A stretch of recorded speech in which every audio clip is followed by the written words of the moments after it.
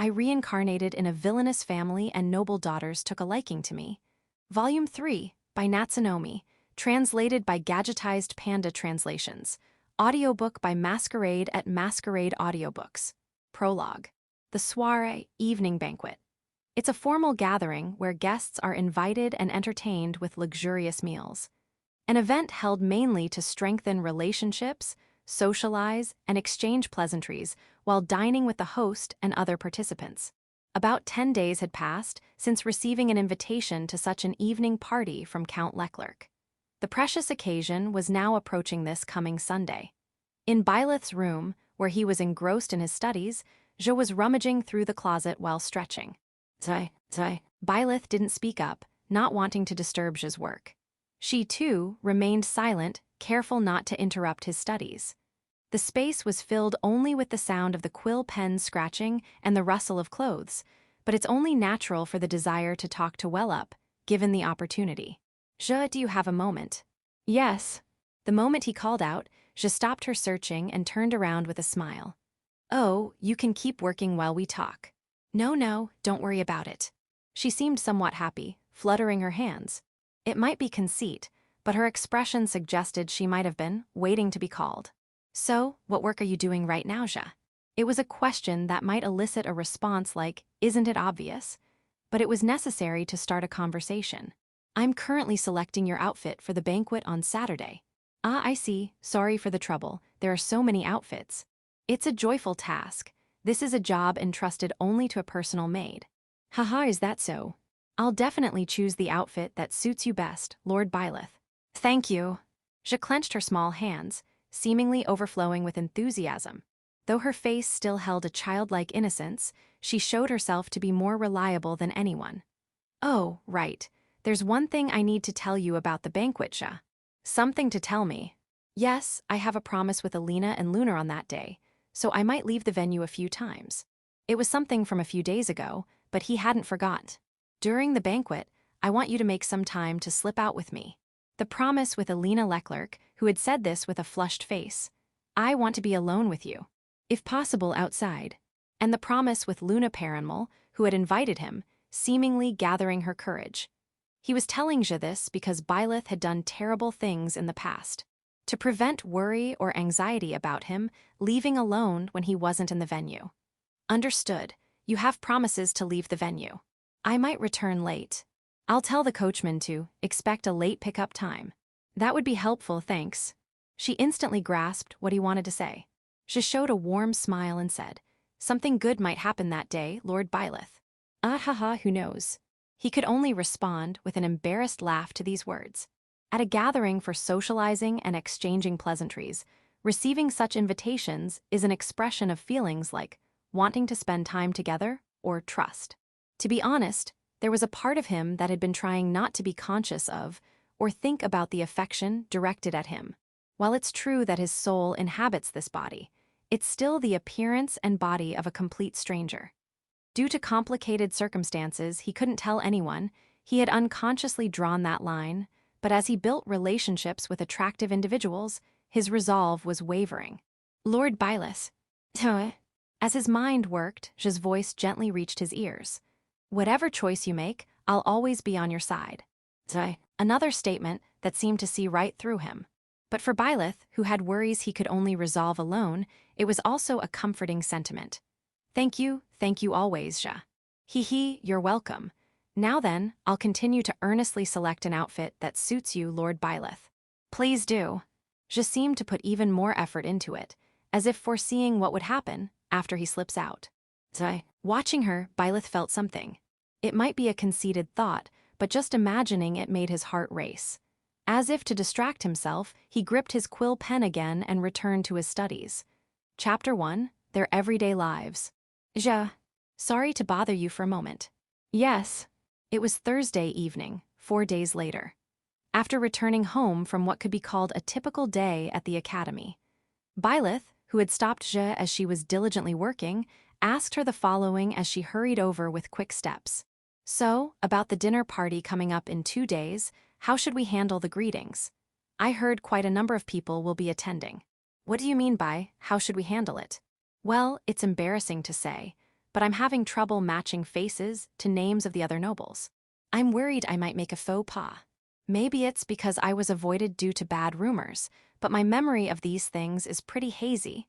I should have studied more about the people around me earlier, though it's a bit late now.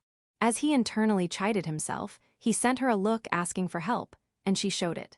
Narrowing her round eyes, she gave him a reassuring smile that made him feel he could rely on her. Please don't worry about that. You can ask me. You mean, if there's a noble I want to greet, you'll give me information about them beforehand? Yes. She nodded vigorously, making the necklace he had given her as a present bounce. It was clear she was confident she could answer any question he might ask. Thank you. I'll be counting on you then. Leave it to me, Pleased at being praised, Je smiled sweetly and took small steps to close the distance between them even further.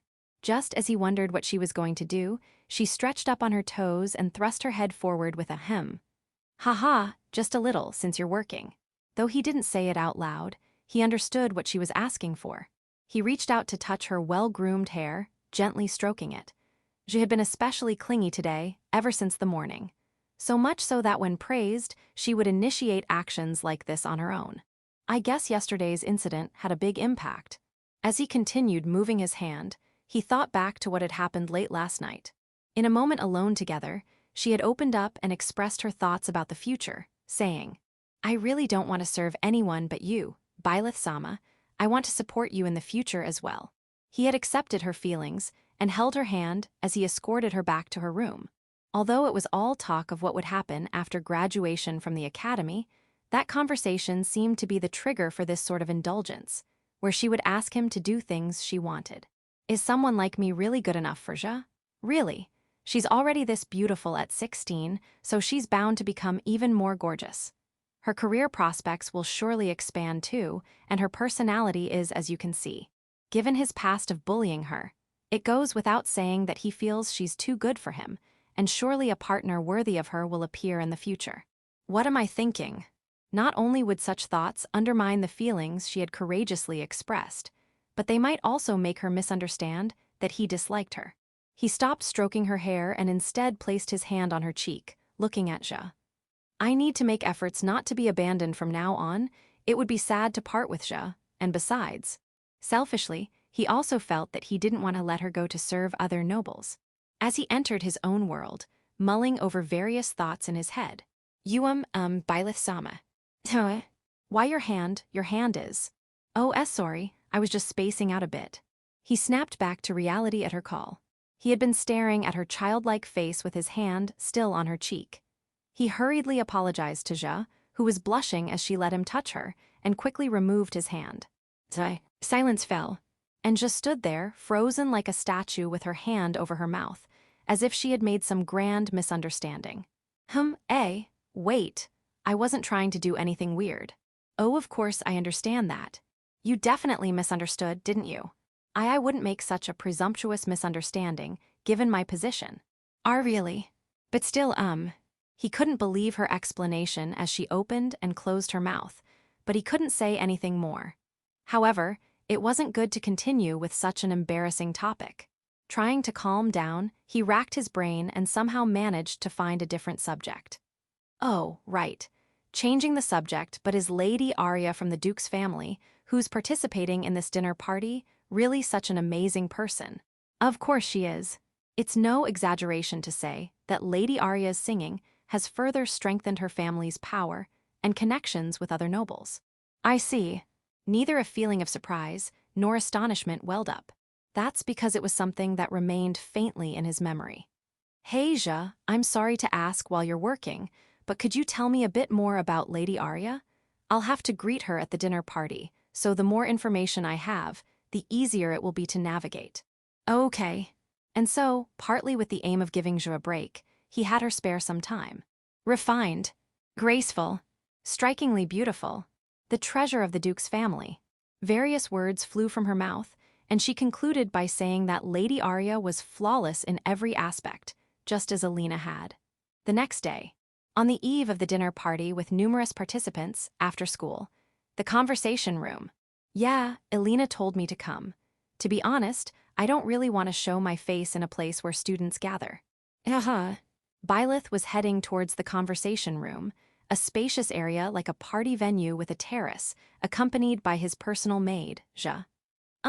Is it all right for me to come along too? If I'm in the way. I was told to bring Ja too, so it's fine.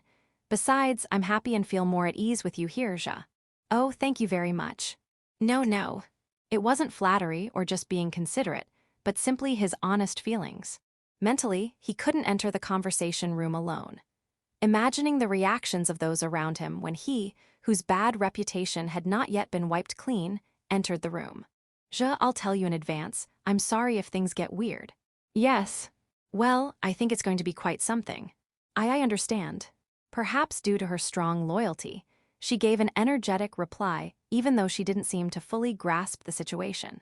As they were having such a conversation, the moment they entered the conversation room built on the upper floor of the academy, amidst the chatter of those around, people who noticed them let out a succession of startled ah sounds and then fell silent. Perhaps because he was used to attracting negative attention, he could roughly read the emotions from the gazes directed at him. Agitation, surprise, dread, fear. Needless to say, the atmosphere had changed. Well, I guess this is how it goes. Looking apologetically to his side, he saw Ja with an expressionless face. While Byleth's reputation had apparently improved among the servant class, it was clearly not the case elsewhere, as they could see. Oh. Just now, he thought he saw a black aura behind Ja. Maybe she was angry at this situation. Ja. Yes. I am okay, you know, yeah. The moment he spoke to the blank-faced Ja, she put on a smile and changed to a cheerful voice. As he blinked repeatedly at this too quick change, it happened. Byleth, over here. Oh, I'm coming. Looking towards the familiar voice calling him, he spotted red-haired Alina standing up from her chair. And next to her was another unexpected person. As Byleth approached with Ja, he called out with widened eyes. Luna's here too? It's unusual to see you with Alina after school, isn't it? Not really. Right, Luna? That's right. Luna, with her beautiful hair tied in a side tail and sleepy golden eyes, seemed to be quite at ease with Alina. She was known as the bookworm genius, who supposedly never left the library except for coming to and leaving school. Perhaps it was because they had built a good relationship that they accepted the invitation to this gathering. By the way, it's been a while, Miss Ja. I'm glad to see you're doing well. It's been a while, Lady Luna. I'm relieved to see you're doing well, too. Luna smiled gently. Ja wore a bright, cheerful grin. These two seemed to have become quite comfortable with each other. You look like you're thinking, when did they get so close? Byleth. Haha. Well, you know, I heard that they've met a few times when you weren't around. Apparently, Ja wanted to hear someone brag about a certain someone. What's that about? That's not true, Miss Alina. She's just been kind enough to chat with me. Fufu, is that so? Yes, it is. When trying to grasp the point of a confusing conversation, it's helpful to refer to the personal maid who's terrible at lying. Glancing sideways, I saw Ja turning away, trembling slightly. Judging by this, she must have been bragging about something. It's probably not something that needs to be hidden, but she likely doesn't want it widely known. So, Byleth, how long do you plan on standing there? We can't sit down until you do, you know. Right. Ja, you can sit down too. Sorry, but it's an order. Understood. Thank you for your consideration, Lord Byleth. Despite the school's motto of all students are equal, the etiquette of nobility dictates that those of higher status go first, and it's an unspoken rule. With others watching, Alina and Luna are probably adhering to it strictly to avoid any potential rumors. We're students, it could be more relaxed. Fufu, to think you'd be the one saying that. This guy's just weird. When it comes to that, aren't we all in the same boat? That's a lovely literary expression. Though the meaning is, well. Ja, did you understand it? And no, I didn't. She's waving her hands frantically in denial, clearly desperate to cover up her understanding. Ja's lying. Lord Byleth. What's with all of you ganging up on me? While this table was lively, it had been the center of attention even without that. The beautiful countess's daughter who treats everyone equally and has received countless marriage proposals. Elena Leclerc, the Scarlet Flower Princess. Always calm, the Baron's third daughter with such exceptional intellect that she's allowed to attend classes in the library as a special case. Luna Paranmal, the book-devouring prodigy, the top academic performer, the Marquis's personal maid who's certain to be recommended to the royal palace, Ja'alma, the flawless one, the invincible and feared existence, known for numerous infamous deeds, the Marquis's eldest son, Byleth Saintford, the Academy's most hated person. It's no wonder they're attracting attention, with such famous figures gathered in one place. So, Alina, what did you call us here for today? It's about the banquet planned for this week. As the host, I wanted to explain it again. I thought it would be a good opportunity to deepen our relationships too. Ah, I see. While she certainly aims to fulfill her duty as the host, her true goal is likely the latter. For Luna, who will be attending her first evening party, the three people here are probably the most reliable. Alina's consideration is evident. She's kind, isn't she? Ahaha, truly. Luna speaks in a low voice, facing me, seemingly realizing we're thinking the same thing. More than you think, definitely. If it's more than I think, that's quite something, you know. Without a doubt. So I'm nice to you too. I don't know what that means. When I jokingly point to myself, I'm met with a straight-faced retort. Looks like those two suddenly created their own little world, haja. But I'm just so happy to be able to participate in this gathering. Thank you so much. Je shows a refined bow and glances to the side. There, Byleth is still enjoying his conversation. Her words of thanks seem to include gratitude for creating an opportunity for her master to have fun, for creating a chance to see him enjoying himself. Seeing her, Alina interjects. Would you like to switch seats? It must be hard to see Byleth from there, right? No. If I sit directly across, he might notice. I can't disturb Lord Byleth. You're not a disturbance at all. Next time you think that, you'll be punished, okay? Eek. The moment he heard the word, disturbance, Byleth turned to Je with a serious face to reassure her. It was a reflexive response, misunderstanding the context of disturbance. Meanwhile, the perceptive Luna had been listening carefully to their conversation as well.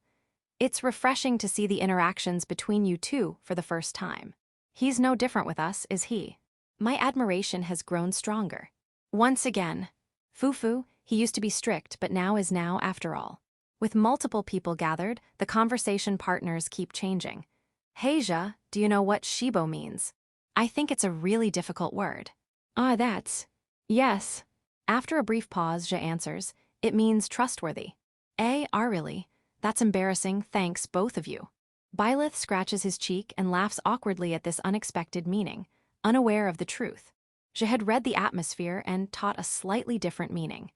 As a result, Luna narrows her eyes shyly, and Alina smiles amusedly.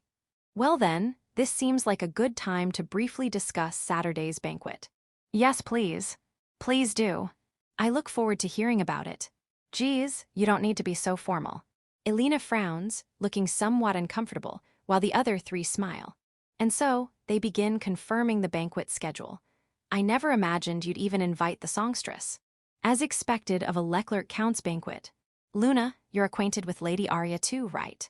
It would be presumptuous of me to say so, but since I take my tests in the library, I always interact with her when she comes to school. I see.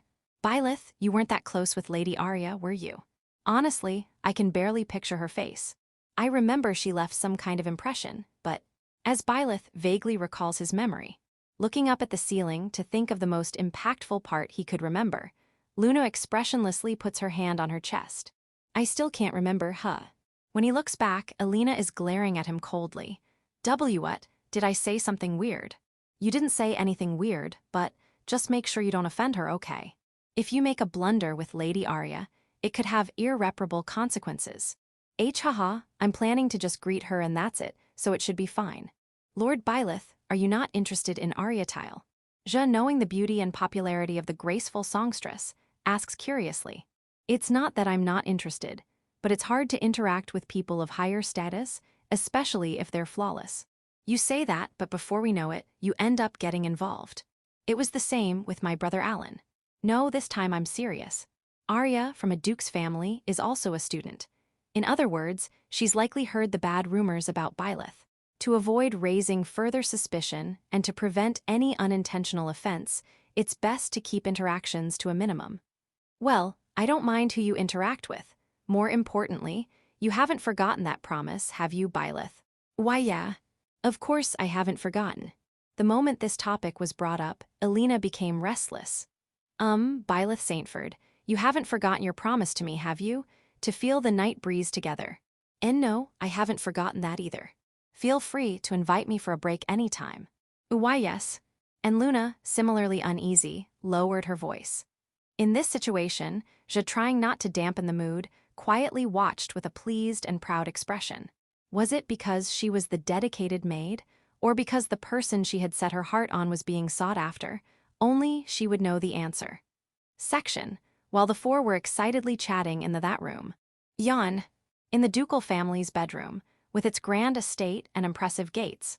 On a spacious bed, a platinum blonde young lady with a beautifully clear voice was sprawled out, completely relaxed.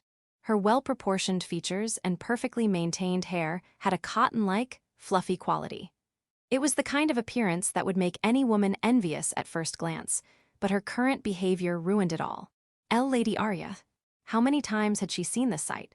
Sonia, the dedicated maid of Arya Thiel, wore an exasperated expression as she interjected with a sharp voice. Don't you plan to fix yourself up? Nope. Arya answered immediately, wrapped in her sheets. Her appearance was far from flawless. I need to relax like this, or I'll get sick. That applies to everyone except you, my lady. Sonia agreed that relaxation was important. However, Arya spent all her time in her bedroom like this, except for studying and eating. She understood that Arya was busy with parties, dinners, and birthday celebrations, but surely no other young lady was this slovenly and unrefined. You know you'll get fat. Sonia uttered the forbidden words, but even that had no effect on the ducal family's songstress. I'm totally fine, look. Without any hesitation, Arya pulled back the sheets, covering her ample chest with her arms while revealing her slightly toned stomach. This was always how Arya looked in her bedroom. Completely naked. If a man were to see such a defenseless and seemingly seductive figure, he would surely be overcome with desire in an instant. It was true that she was called the beautiful songstress for a reason. Perhaps due to her sleep-when-you-want lifestyle, she was quite well developed compared to others her age. Except for her height, which hadn't grown much. That's indecent. Please cover yourself. Okay. Sigh. An unbelievably casual response for a young lady. And the same could be said for Sonia, who sighed so openly in front of her mistress. But this was the nature of their relationship. Really, please pull yourself together. If people knew that the Duke's daughter was like some caterpillar, even if you got engaged, you'd be abandoned immediately. That's fine, no one's found out so far, ahem. I can become proper in an instant, you see. The moment Arya cleared her throat, she changed her expression, voice, and manner of speaking. It goes without saying that she instantly took on a much more mature air, and it also goes without saying that she was still sprawled lazily on the bed. Thinking how truly skillful this was, Sonia sat down on the bed where her mistress was melting into the sheets. Well then, please listen as you are. Okie dokie. Regarding the dinner party this Saturday evening. Yes. Entry will begin at 6 p.m. There will be 2 hours for greetings and dining. Your song performance is scheduled for 8 p.m. 6 p.m. entry, greetings and dining for 2 hours. Song at 8 p.m. Got it. When can I leave? You're free after your song performance. You may leave at any time you like. It was impressive how, despite her sloppiness, she was making an effort to remember the schedule. Sonia thought this inwardly, but knowing that praise would only make her more slovenly, she didn't voice it. Hey, who's attending this dinner party? Among those you're close with, Lady Elena Leclerc and her younger brother, Alan Leclerc, will be there as the hosts. MHM. A pleased voice. This surprised me as well, but Lady Luna Paranmal, the third daughter of the baronial family, will also be attending. That Luna-chan? Yes, that Lady Luna. Really Luna-chan. Without a doubt. In an instant, Arya began kicking her feet on the bed. Being naked, her slender legs and thighs peeked out from the gaps in the sheets. The spot where Sonia was sitting shook violently. I see. I'm looking forward to seeing Luna-chan in a dress. The difference in status between a duke and a baron was like heaven and earth. Moreover, Arya only attended school on exam days. It seemed there would be no connection between the two, but on the one day Arya came to school for exams, the test location was the library where Luna attended classes. That became the catalyst for their conversations, and from the young lady's perspective, they had become friends. I'm sorry to interrupt your good mood, but I have one more thing to report. Lord Byleth Saintford of the Marquis family will also be attending the dinner party. Hey. Arya's smile, which had been beaming until now, vanished in an instant, and her face turned pale. Why, you must be joking, right? She asked back in a pretentious tone, having tensed up at Sonia's report, but the answer didn't change. It's the truth. Uwu. This is no time for uwu, it's a fact. But he's scary. When we passed by each other at school once, he glared at me like he wanted to kill me. As I've said before, he might have thought, you're putting on too much of an act. Some people have sharp intuition. This was Sonia's honest opinion, so her feelings came through quite strongly. Of course, she still cared for Arya despite this. Even if that's true, those eyes were really scary. He's the only one who does that to me. If he glares at me while I'm singing. Arya covered her face with the sheets, trying to escape reality, but Sonia reassured her. Well, I think it's all in your imagination. How can you say that? I heard a rumor that he's incredibly popular among the servant class. Arya poked her head out from the sheets again, her pink eyes wide with surprise. It wasn't unreasonable for her to be this shocked. If he's well-liked by those of lower status, it means he must have a generous attitude. If that rumor is true, then maybe I was mistaken. Do you feel a bit better now? I do. Well, there's no denying that you put on an act, Lady Arya, so there's still a good chance you were glared at. Geez. Skillfully provoked, Arya changed to a sulky look and voiced her displeasure before taking action. Sonia, come here. Arya reached out and grabbed Sonia's wrist, pulling her forcefully into the sheets. Please stop, Lady Arya, I still have work to do. This is my order. Isai. Although they had built a casual relationship with each other, the absolute positions remained unchanged. Offering no resistance, Sonia allowed herself to be pulled in, becoming her mistress's body pillow under the sheets. It's warm. It's hot, and my clothes will get wrinkled. Hee. Arya dodged the sharp words with a smile, quickly grew quiet, and soon began to breathe the steady rhythm of sleep once more. During this idle time, Sonia, exasperated, gently stroked her mistress's head to pass the time. As slovenly as this young lady was, Sonia wanted to help her forget, if only for a moment, her busy days. Chapter 2. The Dinner Party, Part 1. Entrance and Encounters. Time passed, and the day of Leclerc's dinner party arrived. Esja, being stared at so intently makes me a bit uncomfortable. I am so sorry. As they rode in the carriage to the Leclerc mansion, time to arrive for the entrance. Byleth looked troubled as he gently chided Ja, who was sitting across from him and staring intently. Is something out of place? I don't think my outfit is strange since you coordinated it, Ja. No, it's just, I think you look very handsome.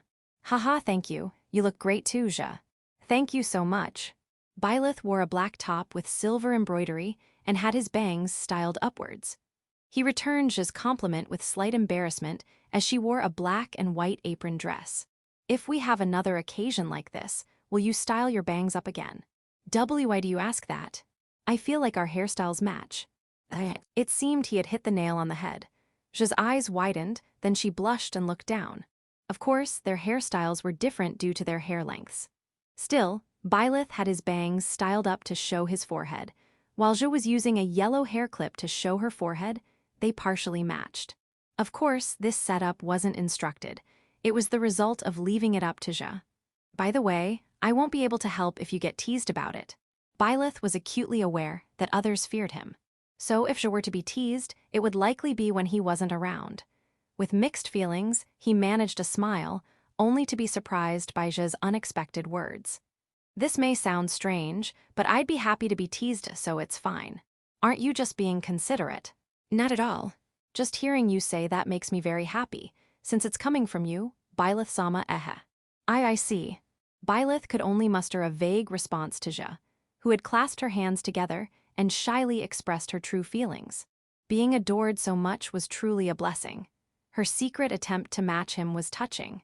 Even at this dinner party meant for socializing, she wore the yellow hair clip he had gifted her, along with the amethyst necklace. The subtle way she coordinated to match him, likely because they had discussed their future, showed a modest yet palpable desire that made him very happy. Looking at Zha's face once more, she seemed to sense his feelings and looked bashful. How many minutes passed in that ticklish, embarrassing moment? We've been expecting you, Byleth Saintford Sama, Zha Alma Sama.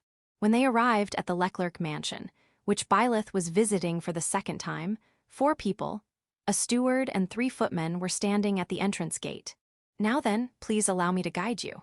One footman went to inform the staff, while the steward led them onto the vast grounds.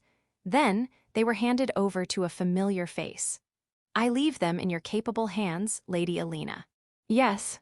Thank you. The steward bowed at Alina's thanks and returned to the entrance gate. Immediately, a space for the 3 of them was created. Fufu, it feels strange meeting here somehow. Oh, I'm sorry for the late greeting. Good evening. I hope you'll enjoy the party, even though it's this kind of event. Good evening, Alina. Thank you for inviting us today. Thank you very much, Alina-sama. I'm the one who should be grateful you came. Now I apologize for the rush, but let me guide you inside. Likely considering the next guest's arrival. Alina quickly gestured towards the entrance with her right hand after brief greetings, leading them to the dinner party venue. As they followed behind her, Byleth spoke up. I've been wondering about this, but does Alina, as the host, take the place of the steward? Isn't it usual for the steward to guide guests to the house and grounds? That's generally true, but we aim to show that we don't discriminate based on status or position. It's very important for our business. Ah, I see. The purpose of the dinner party was to socialize and interact. It was probably important to show that their thinking hasn't changed in such a setting. Alina-sama, has Luna-sama arrived yet? Yes, about 10 minutes ago. That child isn't used to these kinds of gatherings, so please take care of her until I join the venue, especially you, Byleth. Leave it to me. I'd be in trouble if Luna take care of me. Fufu, that's true. Byleth had hoped for a denial, but Alina covered her mouth and laughed. And once I'm done with my guiding duties, I'll join you right away. Got it. We'll be waiting. Arya-sama will be arriving soon too, so mind your manners. You don't need to remind me so much. As they walked through the long hallway with its plush carpet, oil paintings, large vases filled with colorful flowers, and chandeliers glowing with light, they approached the double doors from which the sounds of many voices could be heard, likely leading to the dinner party venue. Hey, Byleth. Yes. Don't you have anything to say about this outfit? About me with my hair done?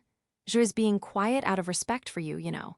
Alina, maintaining a haughty attitude, spread out her wine-red sleeve dress that revealed her arms, shoulders, and chest, while pouting. Ah, well. Of course, it wasn't that Byleth hadn't noticed. He had intended to compliment her, but felt somewhat embarrassed to say it in front of Zha.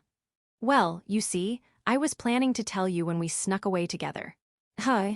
What's that about? You should have said so from the start. I worried for nothing. Ahaha, sorry, I was embarrassed.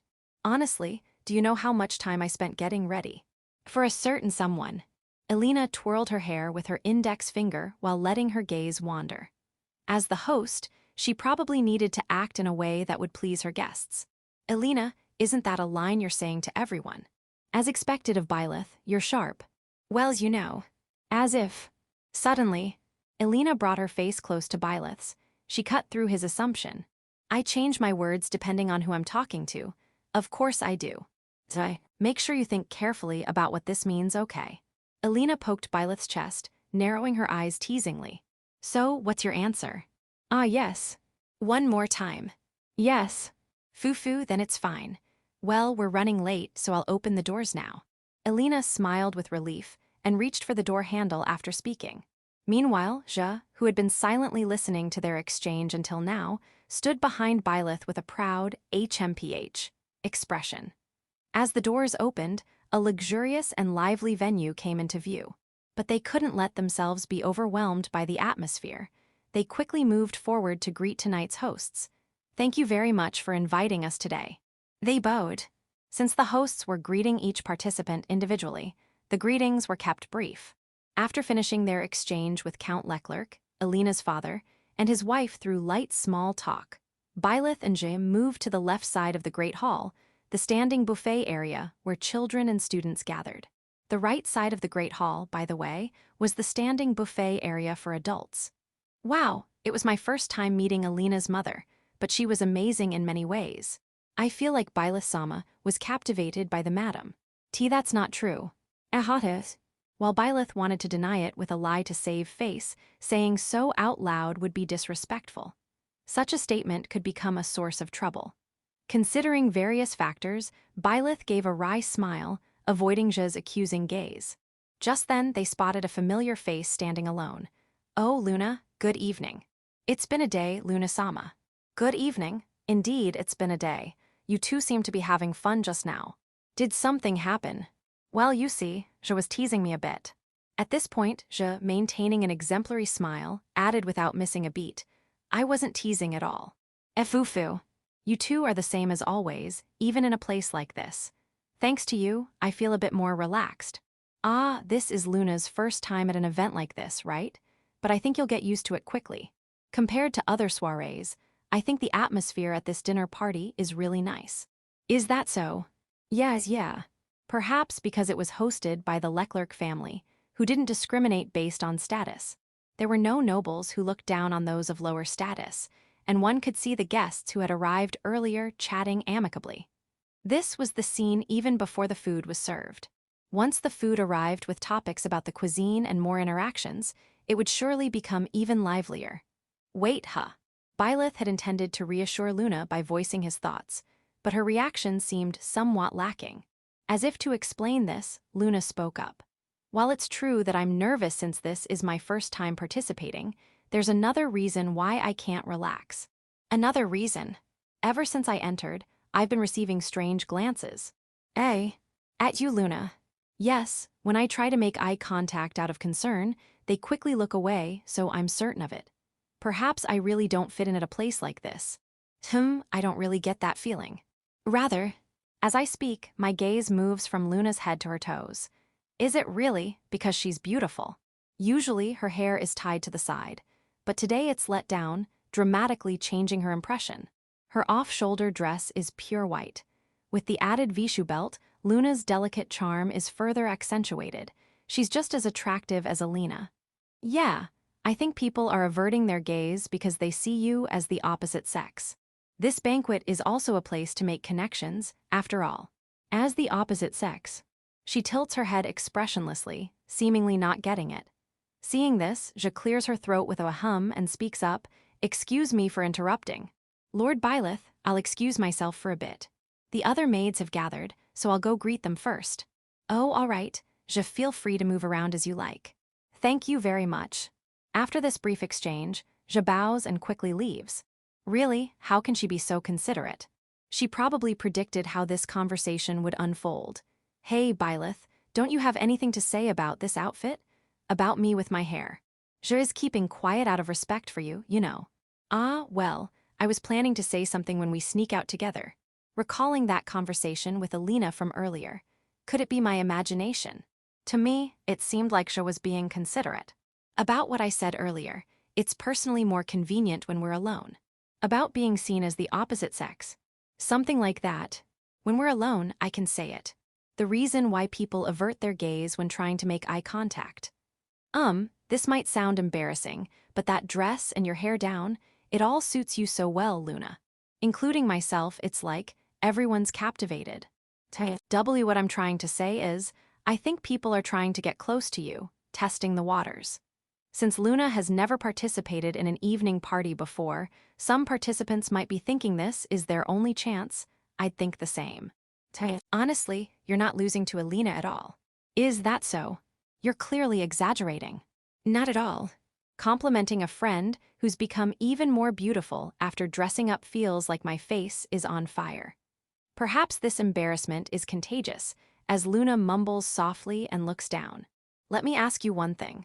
Are you playing a game to see how embarrassed you can make me?" "I wish I had that kind of composure, haha." Scratching my cheek, I force a laugh. Seeing this, Luna seems to have figured it all out. Zai. Luna falls silent, and so do I after this silence continues for a while. The grand hall suddenly becomes bustling and unsettled. Just as I wonder did something happen, Luna timely informs me. "I believe Lady Arya has arrived." I see, we should brace ourselves then." "I'm sorry to interrupt while you're bracing yourself, but may I ask one last thing? What is it? From what I heard earlier, I don't think it was necessary for Zhe to excuse herself. Ah well, either because she's quick-witted, or because she slightly misunderstood my statement about it being more convenient when we're alone.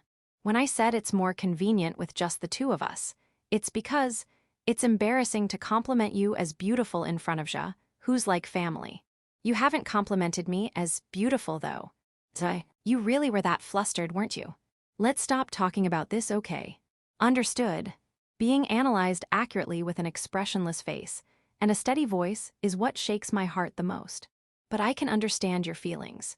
Even without family around, I find it embarrassing to compliment someone of the opposite sex on their appearance. Ah, so that's why you never compliment me. Yes. Oh, I see. I meant it as a light joke, but I'm caught off guard by this unexpected response. For the second time, Luna and I fall into silence as we face each other. It's itchy and embarrassing. In this situation, the two of us who meet eyes avert our gazes as if sharing our current feelings. By then, about 10 minutes must have passed since we arrived at the venue. The lively atmosphere gradually quiets down and cheers begin to rise. She's made her appearance. So that's the songstress. Everyone's eyes in the venue turn to one young lady.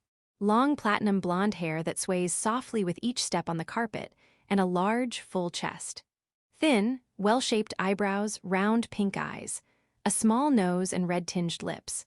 Despite her childlike face and short stature, her demeanor and aura are as mature as Alina's. Almost everyone in this venue has their eyes drawn to the beautiful songstress, Arya, beautifully adorned in a white dress with light beige butterfly embroidery. Arya begins to greet Count Leclerc and his wife on the platform. While watching this ducal daughter, I opens his mouth. Wow, she's giving off an amazing aura. While saying such things, are you not casting an impure gaze at Lady Arya's chest? And no, I'm not. Really? Your reaction is not at all believable, so please be more careful. Ah, thanks for worrying. No. Is she trying to hide her embarrassment? Luna lowers her face as if looking at her own chest and shakes her head. Come to think of it, I can't see Arya's attendant. I wonder what happened.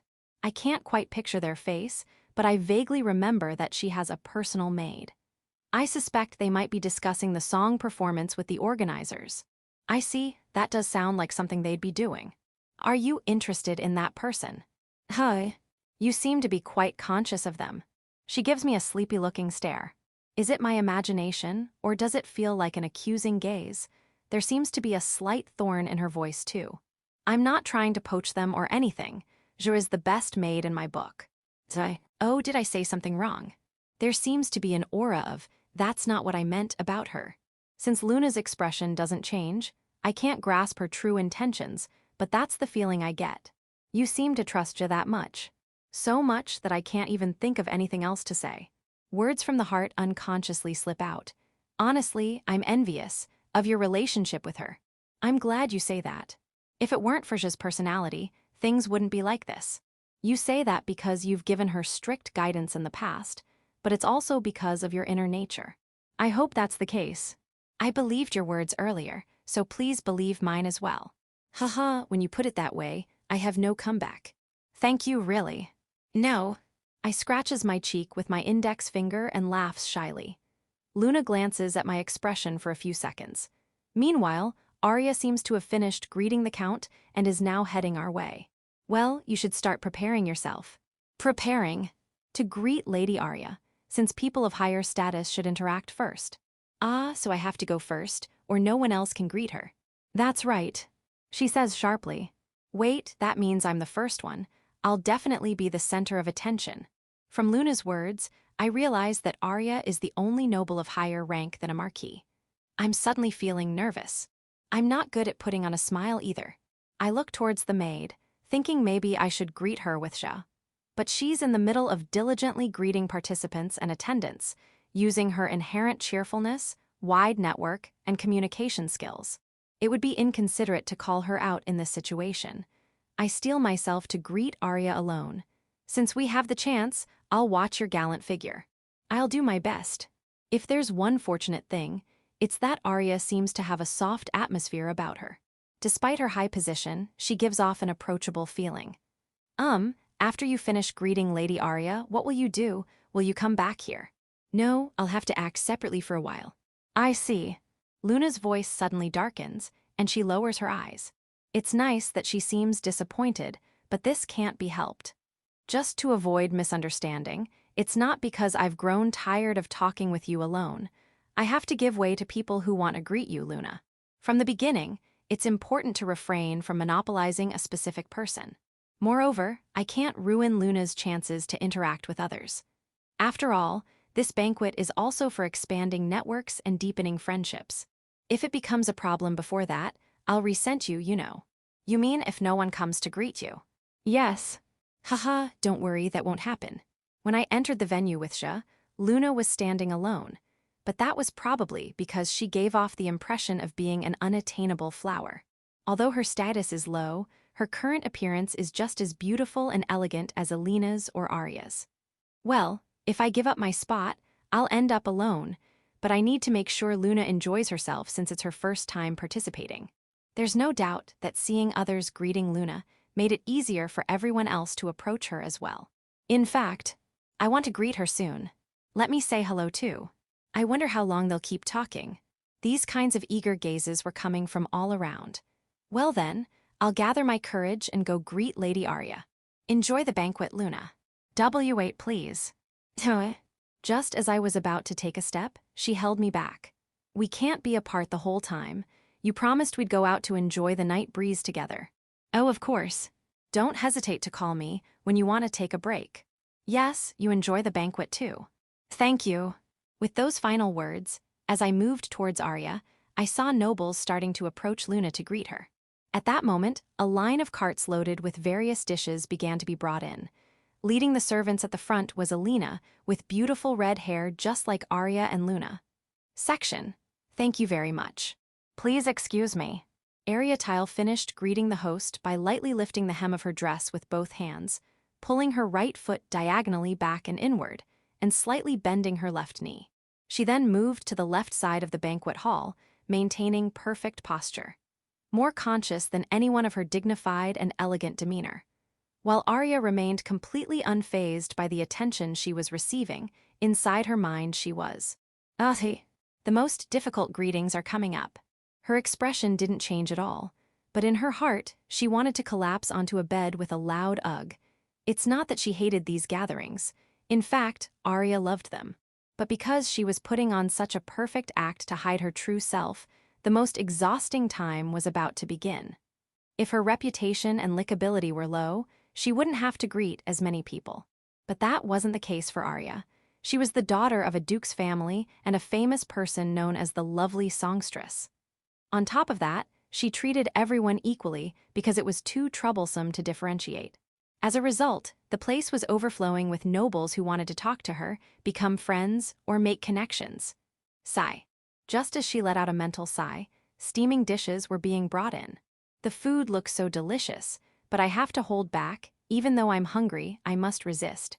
Because she was about to be bombarded with non-stop greetings, she couldn't prioritize her own time. She had to think of others first. She needed to maintain a ready-to-be-greeted posture and always create an atmosphere that made it easy for people to approach her. My food. With a lingering sense of regret, she moved to the wall. And just as she created a feel-free-to-approach atmosphere, Arya spotted a tall man heading straight for her. Ah, that's right. The first one to come greet me is the one who glared at me. She flinched for a moment, but with so many participants here, this place was a safe space for Arya. Quickly changing her mindset, she decided to initiate the greeting first. It was one strategy to avoid upsetting him. Ahem. Good evening, Sir Byleth. What a wonderful outfit you're wearing. Gee, good evening. Thank you for your kind words. You look absolutely stunning as well, Lady Arya. Hee, thank you very much. While maintaining a natural smile, Arya thought to herself, he's not glaring today, but that's a very creepy forced smile. His strained expression was clear to see. Is he nervous? Is he scared because of her higher status? While she considered these possibilities, Byleth had glared at her in the past. It's hard to say if her current thoughts apply, but there must be some reason for his behavior.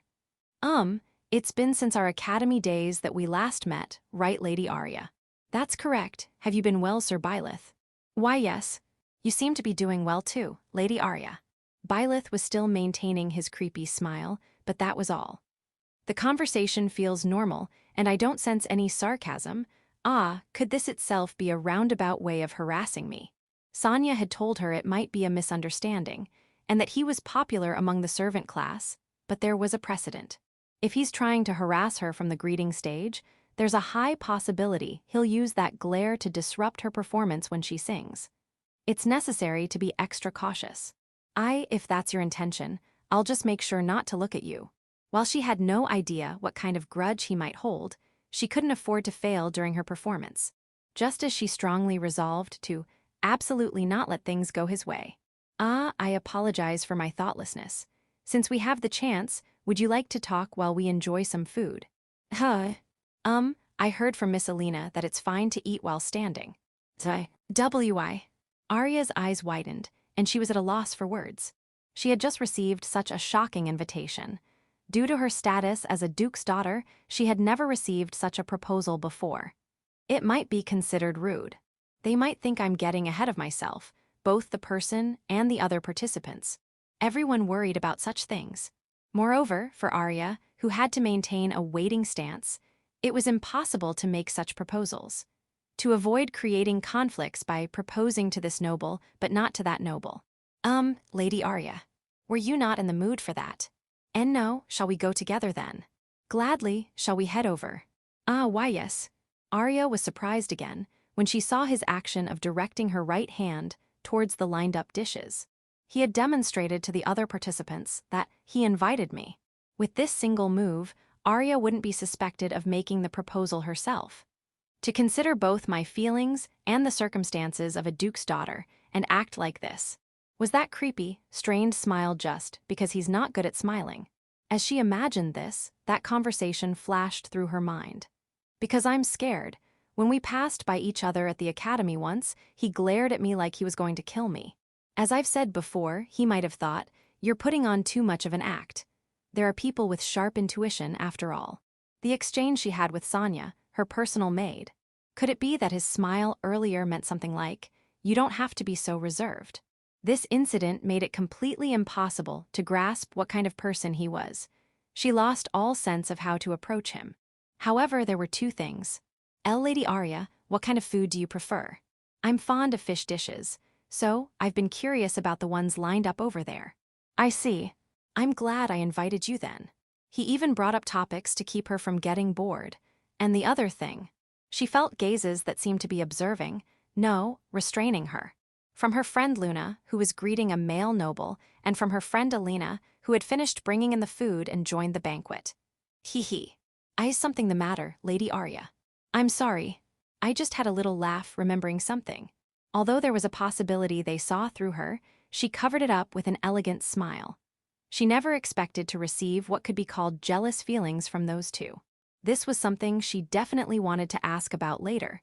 She never thought she'd gain such an unexpected harvest. How long had it been since she attended a gathering where greetings felt this enjoyable?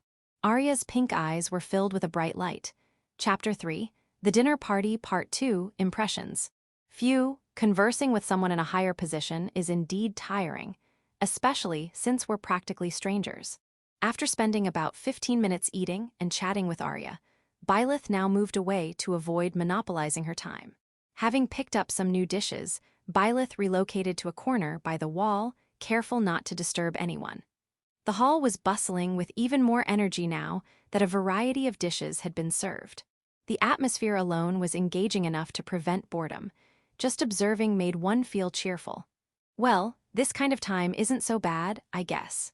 Even knowing that he would be spending time alone from now on, Byleth could honestly think this way. With a slight smile, he put a piece of chicken in his mouth and surveyed his surroundings once again. Still, this is incredible. Thinking this to himself, he swallowed what was in his mouth. I've become desensitized since I'm always involved, but... He turned his head to the right and fixed his gaze. There was Zhe, happily conversing with 3 male attendants. Judging by how Zhe was waving her hand at the attendants several times, she might be declining some sort of invitation. One thing was certain, she was undoubtedly popular. Next, he turned his head slightly to the left to look at the central area. There was Alina, who had finished serving food and was now participating in the dinner party, chatting with 4 male nobles. They all seemed to be acquaintances, as the atmosphere was noticeably more jovial than elsewhere. Moreover, everyone who saw Alina's smile blushed. Some even stopped eating as they gazed at her. One thing was certain, they were undoubtedly smitten. He turned his head further left to look at the left side. There was Luna, being greeted by male nobles one after another. The male nobles were doing most of the talking, while Luna maintained her usual expressionless face, merely nodding along. Being of lower status, she was the easiest person to approach, and she possessed beauty that rivaled Alina and Arya. One thing was certain, she was undoubtedly being targeted.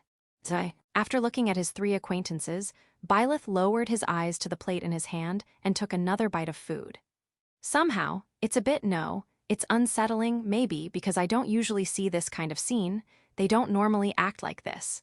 He was overcome by a sensation of his heart being squeezed, a feeling of suffocation. I can understand feeling this way about Ya, but to think this about Alina and Luna too. His relationship with the 2 of them was just friendship. This possessiveness would only cause trouble. Sigh. I need to control myself. If he kept that scene in his vision any longer, his heart would be clouded even more. As he was trying to change his mindset and enjoy the food to avoid strange feelings, he sensed someone's presence beside him. Hello. Oh, hello. The person who suddenly spoke to him was a long-haired woman dressed not in a dress, but in something resembling a suit. Judging by her practical attire, she seemed to be someone in a security role rather than a participant. In that case, she must be associated with the Leclerc family. Perhaps her role includes entertaining lone participants during downtime. It was a natural deduction, as no one would approach someone with a bad reputation like himself. Are you enjoying tonight's gathering? Why, yes, I'm enjoying it very much. The food is delicious too. Her words confirm my suspicion, and she's incredibly cool. Convinced that she was indeed associated with the Leclerc family, he expressed his honest feelings. I see, in that case all the more reason. The woman's expression softened slightly, but her true intentions remained cleverly obscured. Thank you for the matter concerning Lady Arya. I'm sorry, but what exactly are you thanking me for? Nothing is scarier than gratitude for something you don't recall. To avoid being rude, he lowered his hand and asked for a more detailed explanation. Are you still pretending not to know? Well, to begin with, I don't have any. I'm referring to your invitation to Lady Arya for the standing buffet. Given Lady Arya's position, her freedom would be restricted during greetings. I see. Why would she be restricted? Can't Lady Arya invite others to the buffet? Unable to fully comprehend, he realized this woman still believed he was feigning ignorance. Perhaps to elicit a confession or gauge his reaction, she provided a more detailed explanation. Thanks to you taking the initiative and inviting her to the buffet, Lady Arya was able to greet guests while enjoying her meal. That's what I'm thanking you for. The courage to extend such an invitation and your thoughtfulness are not something everyone can manage. And no, not at all. Wait a minute. Courage to extend an invitation means it wasn't something I should have done in the first place. I heard from Alina that it would be while having the buffet. Judging by her tone, there was no doubt that he had taken an unusual action. Realizing that he had nearly committed a faux pas, he felt a chill run down his spine. Cold sweat began to form. If I may say so, I truly had no such intention, so please don't worry about it. You're an interesting person. I believe the gratitude I'm expressing is not insignificant, even from your perspective. I think a relaxed atmosphere is important at gatherings like this. Foo, I'm glad you say that. Still, this level of care is truly befitting of Lady Arya. Even being called young lady and all. While it would be understandable for someone associated with a duke's family, the fact that even someone from the Leclerc family addressed her this way suggested she was quite an important figure. I apologize, I forgot to introduce myself. I'm Sonia Letitia. Please call me Sonia. Oh, I should apologize too. I'm Byleth Saintford. Please, just Byleth is fine. Thank you. Then I'll call you Lord Byleth, if that's all right. Understood. But is it really okay to call her just by her first name? Her demeanor and aura clearly indicated she was no ordinary person. Given the current uncertainties, He wanted to avoid addressing Sonia by name if possible. As he was thinking this while taking a bite of food, it happened. "By the way, I don't see anyone coming to greet you, Lord Byleth." "Act. Cough cough." Sonia's words, which struck at his heart, came out of nowhere. Byleth, who was in the process of swallowing his food, covered his mouth as he coughed. "Ah, I didn't mean that as a jab. It's just that as I interact with you, I find it increasingly surprising. In my assessment, it wouldn't be strange if you had as many people coming to greet you as Lady Arya does." "Haha, thank you for saying so." He understood she meant no ill will. However, due to her cool demeanor, her words had stung nonetheless. "WL, it's true that I have a bad reputation for various reasons, so naturally, greetings tend to go through my dedicated maid, Ja. You must be going through difficulties too, Lord Byleth." "What do you mean by too?" "The situations are different, but would you like to hear about it?" "By all means." Byleth had just met Sonia today. Just as he was starting to struggle for conversation topics, she made this offer. Maybe she sensed my feelings. Having Ja, who was equally capable, always by his side, he couldn't help but feel this way. Given my position, it might be said that there's no use in voicing complaints, but there's this incredibly sloppy person, you see. Really, truly sloppy. Is it that bad?" "It really is." Her strong feelings were conveyed so clearly that he couldn't help but be flustered. To sum it up briefly, on days with no appointments, they spend the entire day in bed. They try to have all their meals in bed, hold their bladder to avoid leaving the bed, and even ask to be carried piggyback. Wrapped up in blankets all day, they look just like a caterpillar. Haha. Although he laughed it off, the content was more shocking than he had expected. Since being reincarnated into this world, he had never seen or heard of anyone so slovenly. And then, the caterpillar emitted from their cool demeanor was quite amusing. That's not all. In the worst case, you might get dragged into sleeping together for hours, pulled into bed and used as a body pillow. Well, that's not necessarily a bad thing, is it? Byleth couldn't tell if the person Sonia was talking about was a woman or a man, but Byleth thought it wasn't bad if they made time to rest. "It only feels nice at first. This probably won't change, so I feel sorry for their future partner. While their flaws stand out, I do respect them, of course." I see. So there are such lazy people in this world too. They don't seem to be blamed, so I guess they're doing what needs to be done. Even if it were hypothetical, if Ja, who works hard every day, spent her private time like that, Byleth would only find it slightly amusing. It's probably similar to that. However, it's frustrating that my service feels unrewarded. I see, that kind of problem exists too. I often lose sight of my reason for existing. How about trying to lure them out with sweets? Like a drag them out of bed strategy. I've tried that, but they didn't move at all. If I bring it within arm's reach, they just snatch it away. That's clever. Indeed it is. Sonia sighs, and she must really be struggling. Byleth feel like meeting this master she serves. Wait, whose story is this? Elena isn't like that, and her brother Alan doesn't seem to have that kind of personality either. A question arises as Byleth recall past conversations. Since they're participating in this banquet, there's a high possibility that this lazy person is here. By the way, was it okay to tell me this information? It seems like quite a secret.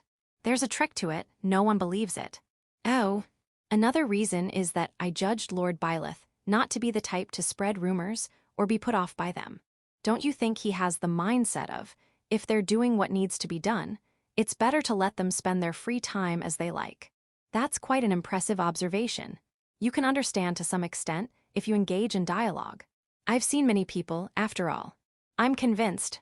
Byleth didn't feel even a hint of dishonesty, having been read so accurately.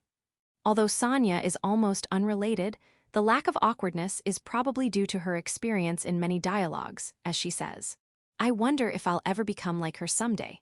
It will surely become a necessary skill, especially for someone who will become a future marquis. Today, by participating in this banquet, Byleth was able to gain one insight. Still, they're quite dazzling, aren't they? Indeed they are. Byleth affirmed the words without a subject and looked in the same direction as her.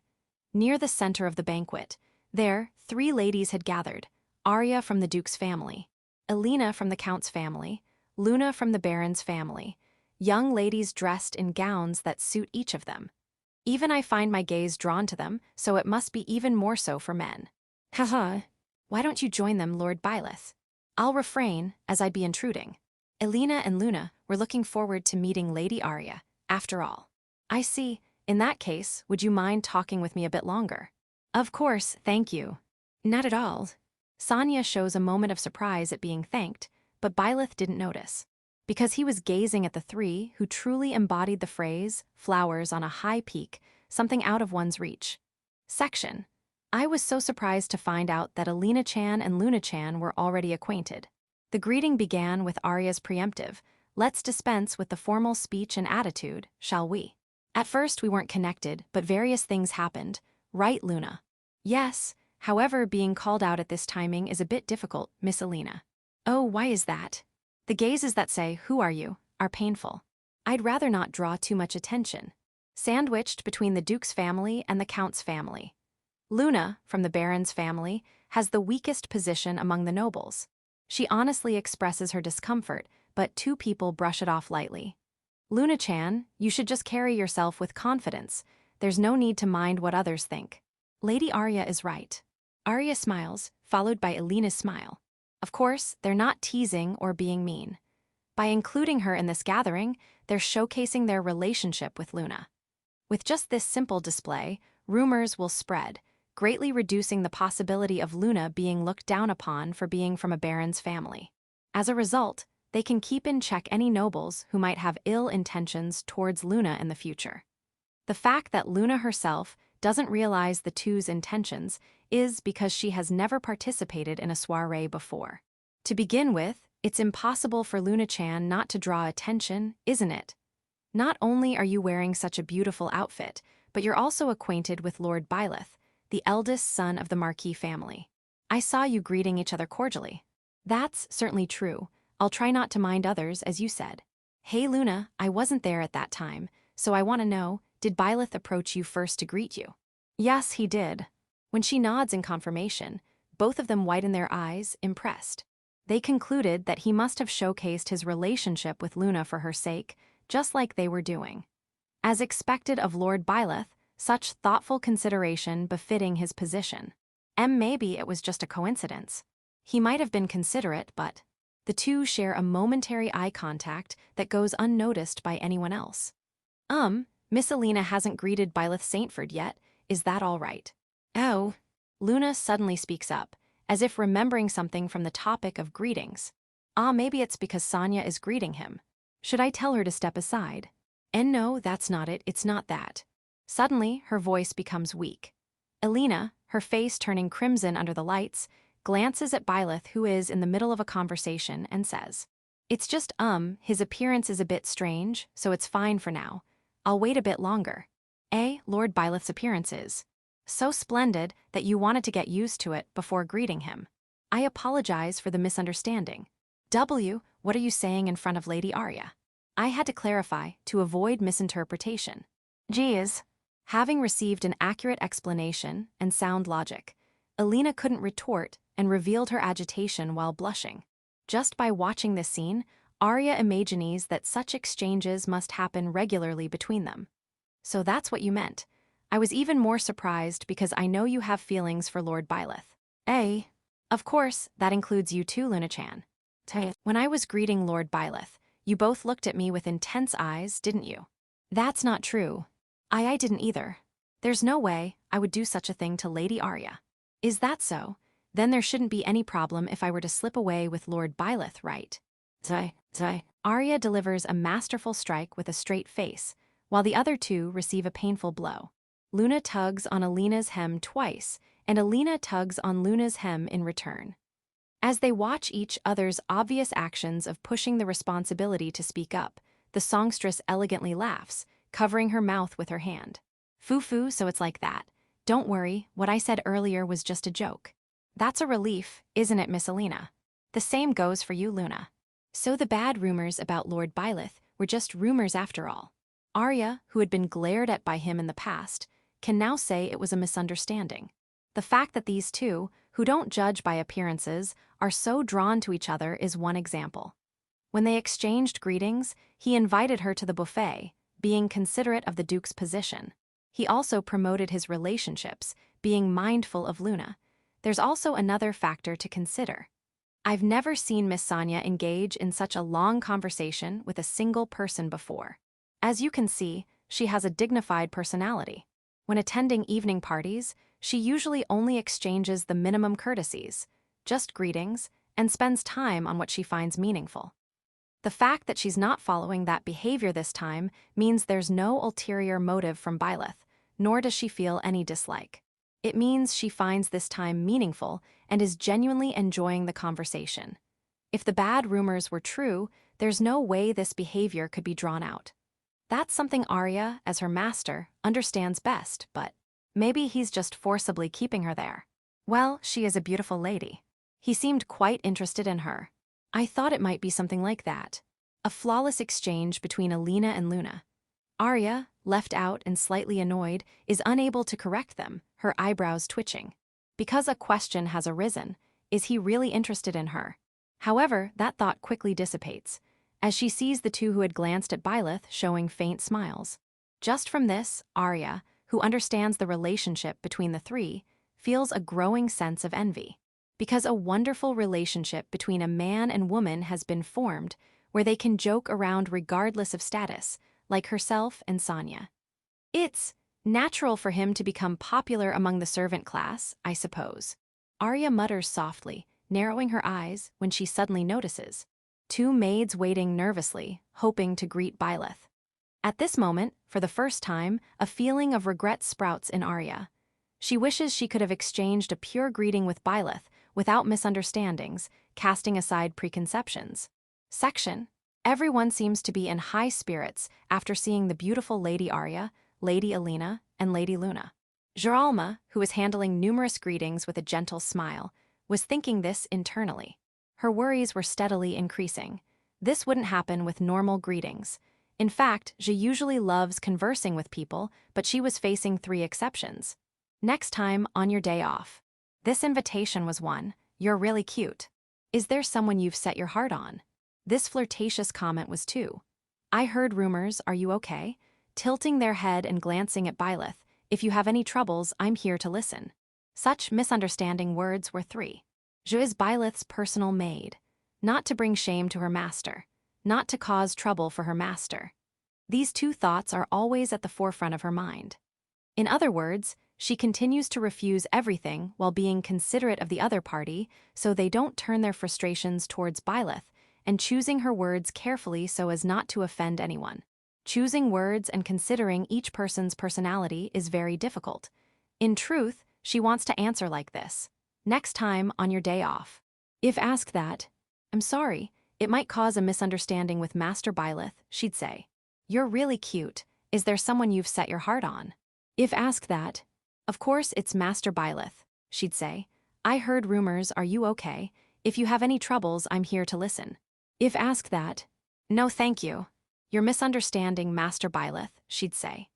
While it's a pleasant evening banquet, and there are no nobles who raise their voices or threaten her, suppressing her feelings is even more tiring. Master Byleth. Having finished greeting another person, she sends a wistful glance towards her master. There, replacing Sonia, Arya's personal maid, are 2 maids greeting Byleth. Though nervous, they seem to be enjoying themselves. I wish I could join them. Those 2 maids are classmates who have already exchanged greetings at the venue. They're maids who listened with interest when Byleth was discussed at the academy. This scene is undoubtedly progress for Byleth. While it's a good thing, for Ja, it makes her chest tighten painfully. Invitations and flirtations from the opposite sex. Having received so many such words, and because he's her proud master, she unconsciously harbors these thoughts. Isn't Master Byleth receiving such invitations too? He might not be able to refuse because he doesn't want to hurt others. Maybe he even thinks, I want to bring this person in. The 2 maids currently greeting Byleth are among the top performers at the academy. Moreover, they have mature features like Arya, Alina, and Luna. They don't have childish features like herself. It's unavoidable to think this way even more. Zhi's job is to handle greetings on behalf of her master. She must focus on this until the buffet time at 8 p.m. However, Please forgive my selfishness, just for a little while. Byleth is the one she consulted about her future, the one she admires the most. Her personal feelings inevitably overflow. No matter how much she trusts her master, she's overwhelmed by great concern. Just 5 minutes, no, even just 3 minutes. With her eyebrows drooping and a hand on her chest, Je confirms that there's no food left on her master's plate and immediately moves. She goes to the table with the food and carefully selects dishes considering the color balance. Then, as she quietly approaches the three, she hears excited voices. Arya. Yes, I've always looked up to you as a role model. I greatly respect you too. Well, hearing that makes me proud as a master. Ah, but saying that myself might put pressure on you, I'd be happy if we could continue to get along. That's what I should be asking for. I feel the same way. Her master smiling, and the two maids fluttering about. At that moment, she had intended to wait until the greetings were finished, but she was noticed. I'm sorry for interrupting your greetings. I thought Master Byleth's hands looked empty, so I selected some of his favorites. Sorry for troubling you when you're busy. Thank you so much. No, more importantly, about the greetings I interrupted. While she's truly happy to receive attention, the situation is different now. As she hurriedly prompts this, the two maids smile. It's just as we've heard. So this is how you always interact. Their expressions seem to convey this as they step back and speak. Master Byleth, we apologize for our lack of manners, but we'll take our leave now. Thank you very much for taking the time to greet us. Ah, yes. Thank you too. As everyone reads the atmosphere, the classmates lightly lift the hems of their skirts with both hands and suddenly depart, which her master simply watches. Ahaha, they were considerate of Yuja. She didn't mean to interrupt the greetings, but in the end, that's what happened. As she's about to bow her head to apologize immediately, his tone changes as if to say, I understand. I wonder, could those two have figured out our relationship? You know, the future plans we discussed. And no, I swear I haven't told anyone about that. Really, then, I wonder if that kind of atmosphere was showing. Those two seem to be trying to give us some time alone, right? Maybe that's the case. Her master lowered his gaze, seeming somewhat embarrassed. Seeing him like that, she felt the embarrassment spreading to her as well.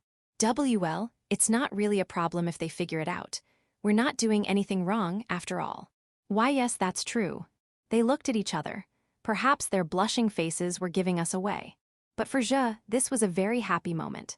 With the help of those around her, she had managed to fulfill her long-cherished wish. Hey, do you have some free time right now? About 15 minutes or so. Yes, I'm free. Completely free. That's great. Would you mind joining me for a quick bite to eat? I was planning to be alone for a while. Of course, I'd be honored to accompany you. Then, may I choose some food for you? As a way to repay you for this. Are you sure that's all right? I'd actually prefer it that way. Thank you so much. All right, well, we shouldn't waste time, so shall we get going? Yes. The most delightful invitation of the day had come her way. Je was happy to be able to show others her closeness and the kindness of her master. Oh, sorry. Could you hold this plate for a moment? I need both hands free to choose the food. Gladly. Her cheeks relaxed unconsciously. Je received the plate with such a smile. Section, are you enjoying yourself?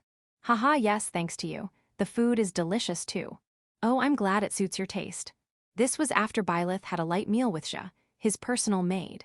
As soon as Byleth was alone, Elena, the host of the dinner party, came over to chat. Oh, by the way, something good happened. Listen to this. What is it? 3 people greeted me at the dinner party. Isn't that amazing? Byleth reported excitedly, his spirits high. Anyone else might think just 3 people and find it a pitiful report, but Elena knew the circumstances. Sensing his daily struggles, she smiled. Phew. Well, considering your position of being misunderstood as a bad guy, that is quite impressive. Right. For Byleth, receiving greetings, something usually taken for granted, was not a given. Still, it's a bit of a sad boast, isn't it? It's fine because it's a boast I only make to friends. Ahem. After giving her usual curt reply, she turned halfway and took up position right next to Byleth. They stood with their backs to the wall, looking out at the venue together. It's better like this than talking face to face, don't you think? What's that supposed to mean? You don't want to look at my face while we talk. Why do you always interpret things so negatively? This feels more intimate, doesn't it? Ah, I went too far there. Let me rephrase that to less formal. You don't need to rephrase it. If you didn't have a personality that invites teasing, I wouldn't have rephrased it. I didn't mean to, not this time anyway. Well, I suppose your occasional playfulness is one of your good points. That's definitely not a compliment. I meant it as one. Sort of. Yes, yeah. Foo-foo, what a casual response. Their conversation had become relaxed and informal. Byleth was probably the only man who could bring out this side of Alina. But considering those around us, wouldn't it be better to talk face to face? Are you saying people might misunderstand? Something like that. Nobles interested in you might ask questions, and it'll be troublesome to deal with, won't it? Greetings and conversations at events like this were typically conducted face to face. The sight of a man and woman standing shoulder to shoulder would indeed stand out. You don't need to worry about me. I act without regrets. I see. But let me ask you, are you all right with this? If strange rumors start, it could affect you just as much as me. Me, well, I'm about it. Huh, what's with that, Alina closed her mouth tightly and emphasized with a throat sound. She was probably wondering what that meant, dissatisfied, but to Byleth, her expression was amusingly cute, and he couldn't help but stare. Well, I'll properly say if I don't like something. And depending on the person, I'll move to face them. Oh, I see. If that's the reason, I wish I hadn't asked. I wish I hadn't said it either. Though they exchanged different words, the emotion they felt was the same. Because it became embarrassing. As if surrendering to that feeling, they both fell silent and averted their gazes, but Byleth changed the subject to dispel the awkwardness. See, come to think of it, how is your brother Alan doing? I've been wondering since I haven't seen him in the venue at all. Alan is directing in the kitchen. It's part of his studies for the future. He's scheduled to enter the venue around the time Lady Arya sings, but he might return to clean up right away since he's so enthusiastic. I see. His words conveyed a strong, will not to waste any opportunity to learn. Ah, speaking of the kitchen, you can cook, can't you? Why, yeah, I can, but please keep it a secret, okay? I don't want to draw unnecessary attention. This was just an excuse. In reality, it was to avoid raising questions among the household staff about how Byleth, who had never cooked before, suddenly became able to cook. For the pure-hearted Ja, a simple, I've been studying secretly, might suffice, but coming up with an excuse that would work for others besides Ja was difficult. I've been thinking for a while now, I'd like to taste your cooking sometime. If we keep it private, among family, it shouldn't be a problem, right? If you want it kept secret, I'll have to get something in return. Haha, you're quite shrewd. That's how much I want to try your homemade food. She glanced at him from the corner of her eye. You want to eat it that much? That's what I'm saying, isn't it? Well then, I guess it's okay if it's private, but I'm not that confident, you know. That's fine by me. By the way, when are you thinking of doing this? I'd like to hear a somewhat specific time frame. Maybe before Alan opens his shop. If Alina says it's delicious, I thought we could use that dish in Alan's shop. Though I'd ask you to say someone else came up with the idea. So it's close to being original, right? Something like that. Sigh, you really have no ambition, do you? Ideas can sometimes sell for a high price, you know. They can also be used as bargaining chips. She let out an exasperated sigh. She even gave him a sidelong glance, but Byleth just didn't want to be pressed on these matters. You say I have no ambition, but aren't you the same, Alina? Not anymore. I now have one thing I really want. Oh, like decorative items or jewels. Something like that. It's a cheeky and mischievous raw gem. Hi. Byleth could only tilt his head at these riddle-like words. Recently, its value has gone up, and many people are after it. So it's that beautiful. Foo-foo, it's not particularly beautiful. I just realized. You're teasing me, aren't you, Elena? That's not my intention, but you'll understand soon enough. Very soon. Elena raised her eyebrows and made a playful expression, clearly showing her implications, and poked Byleth's side with her index finger. Hey, if you do that, strange rumors will definitely start, you know? Several people were watching just now. It's too late to worry about that now, isn't it? I don't mind. Haha, that's just like you to say that. If she could say it so decisively, there was no need to worry anymore. It was quite reassuring. Oh, right, Changing the subject, there's something I should report to you while I can. Oh, what is it? I'm planning to step outside for a bit in about 30 minutes. My. Do you have a secret rendezvous with a woman? Of course not. I just want to get some fresh air and take a break. I see, that's fine then. The grounds are safe, but the further you get from the mansion, the darker it becomes, to the point where you can barely see people's faces. Be careful where you step. You don't need to caution me like a child. Knowing you, it wouldn't be surprising if you tripped. It wouldn't be surprising at all. Byleth emphasized with polite language in response to Alina, who was grinning and tilting her head. Interlude 1, Alina and Byleth were chatting closely, creating a space where no one else could intrude. Meanwhile, Arya of the Duke's family continued her conversation with her friend Luna.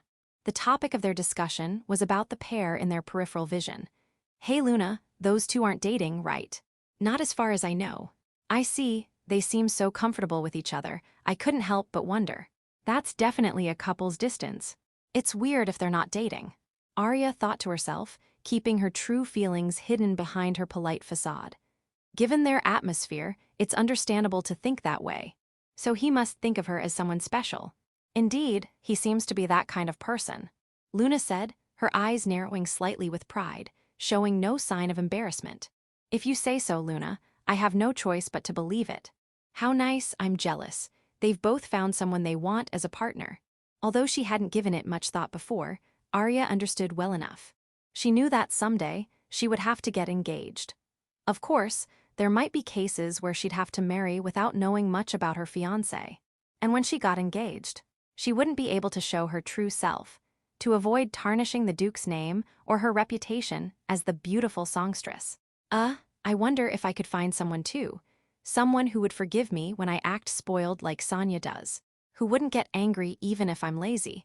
Who wouldn't mind if I stay in bed all day. Who wouldn't get mad if I try to sleep with them. Arya's hope was for an overly tolerant man. Someone who wouldn't tell anyone about her true self, though she knew this was an impossible request she had already given up on. The Arya that everyone wanted and admired was the elegant and graceful, beautiful songstress. Breaking that flawless image would cause trouble for her family. Feeling a clear difference between her friend, who might soon find her greatest happiness, and herself, who definitely wouldn't, Arya spoke. It's only a matter of time before they get together. I think it depends on when Alina-san makes her move. No man would refuse her invitation. She's beautiful, kind, and has status. It's also enviable. My, you've changed so much in the short time I haven't seen you. Didn't you used to think that as long as you could read, that was enough? I was forced to change. Because of him, I've become greedy beyond my means. Arya glanced at Luna, trying to gauge her reaction. She saw Luna's lips curled up slightly in a happy expression. She's so, wow. It was clear that Luna was more invested in Byleth than in her beloved books. Can I ask you something? Is Byleth really that charming? I don't have much interaction with him, so. If you can't quite grasp it, why don't you attend school and see for yourself, Arya? I heard from someone that you have days when you could go to school, but you always make excuses not to go. Well, that's because I need to manage my condition. I suppose that's something only you would know. Yes, indeed. Arya knew that only her personal maid, Sonia, would know such details. She mentally decided to punish Sonia for sharing this information by forcing her to sleep together tonight. This is just my personal opinion, but his good qualities are most visible when he's being his true self. When he's being his true self. That's unusual. Arya remarked, this is especially true for Arya, who usually pretends to be herself.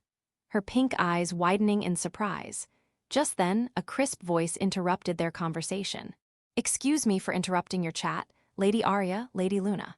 Luna immediately bowed her head upon recognizing the newcomer. It's been a while, Sonia. Don't mind me, Luna said. It has indeed been a while, Lady Luna. Thank you, Sonia replied. What is it, Sonia? Arya asked. Yes, I wanted to suggest that you take a break for about 30 minutes, including time for warming up your voice for the upcoming performance. What do you think? I'm not particularly tired, so I don't need a 30-minute break, but... Arya began, her eyes sparkling at the mention of a break despite her words. I'd like to warm up thoroughly, so I suppose I should step away for a while. Understood, I'll relay that message. I apologize for interrupting, if you'll excuse me. Sonia, since there's still time, why don't you join our conversation? It's a rare opportunity, isn't it? If Lady Luna doesn't mind. I have no reason to refuse. Luna nods her head in affirmation without pause. When Arya goes to school, Luna and Sonia also see each other every time. The three of them continued their conversation, with Arya bringing up a topic that had been on her mind. Hey, Sonia, I saw something unusual earlier. You were having quite a long one-on-one conversation with someone. With Byleth-sama, you mean? Yes. Luna, you were curious too, weren't you? I am interested in what impression you had of him. Luna led on because Arya herself was curious.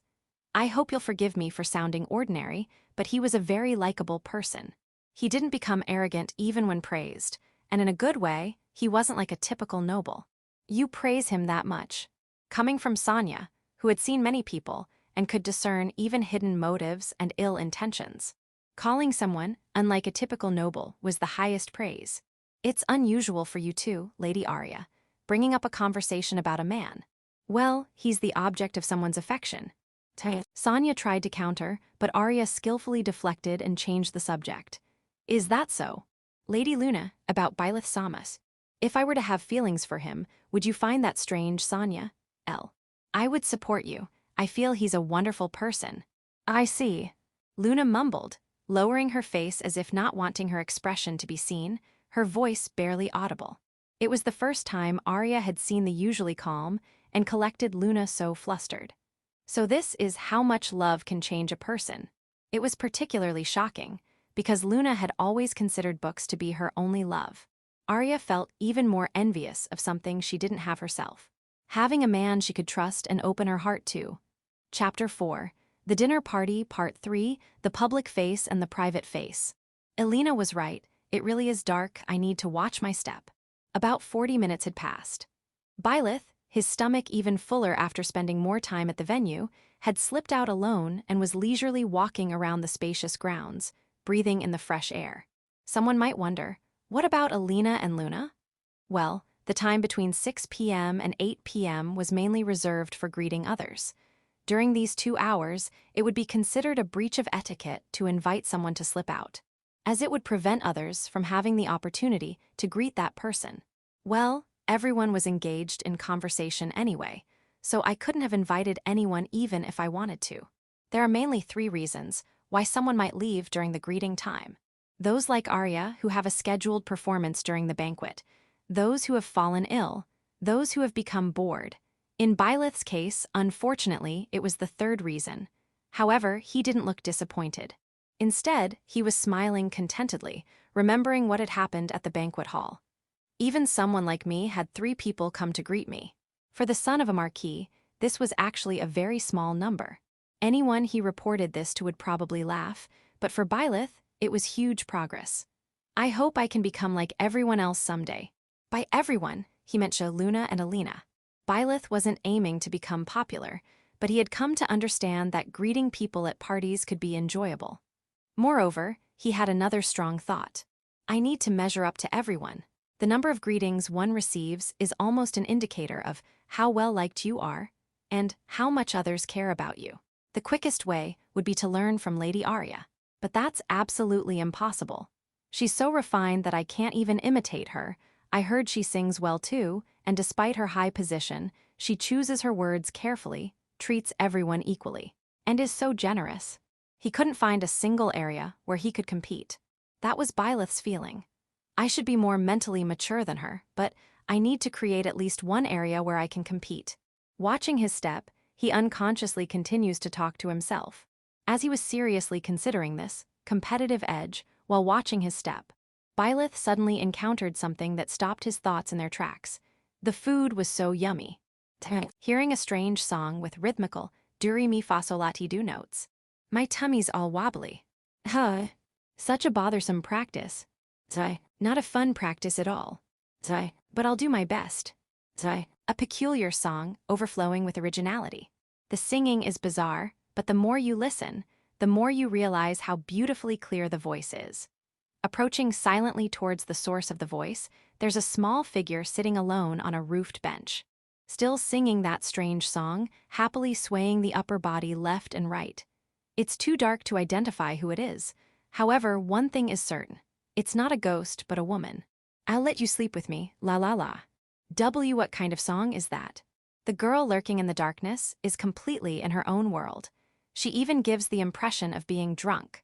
It's intriguing, and the variety of songs is curious, but the scene is more frightening than anything else. Yeah, I think it's best to pretend I didn't see anything and leave. That's definitely the right choice. Anyone who witnessed this scene would probably come to the same conclusion. Byleth, making the obvious choice, slowly turns his body in the opposite direction, takes one careful step, and as he's about to take another step to distance himself further, he feels something hit the tip of his shoe, and the sound of a small stone rolling echoes. Ow! The sound of someone holding their breath is heard. With a swift motion like cutting through the wind, that shadow quickly turns this way. In the darkness, eyes meet with someone whose identity is unknown.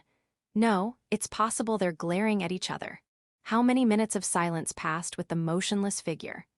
Byleth, increasingly enveloped in fear, contorts his face and carefully calls out while maintaining a posture ready to flee at any moment. That's quite a unique song, isn't it? No, this is a misunderstanding. I wasn't the one singing. Oh, I see. I'm very sorry about that. Elias Porges flies out. Normally, one would retort with something like that can't be true, but the identity of the other person is unknown. While playing along, Byleth tries to gauge the distance and gather information. Also, are you here because you have nothing to do? Hi. Oh, sorry. I partly came out to get some fresh air for that reason myself. This weird person must be here because they have nothing to do. Knowing it's rude, Byleth keeps this thought to himself and waits for a response, which comes as a relief. Well, I am like that too, yeah. I have nothing to do, but breaks are necessary, right? Why, yes, I think so. Did her way of referring to herself change? Did her manner of speaking change too? Such questions only last for a moment. Because the other person is strange, there's no room to think about anything else.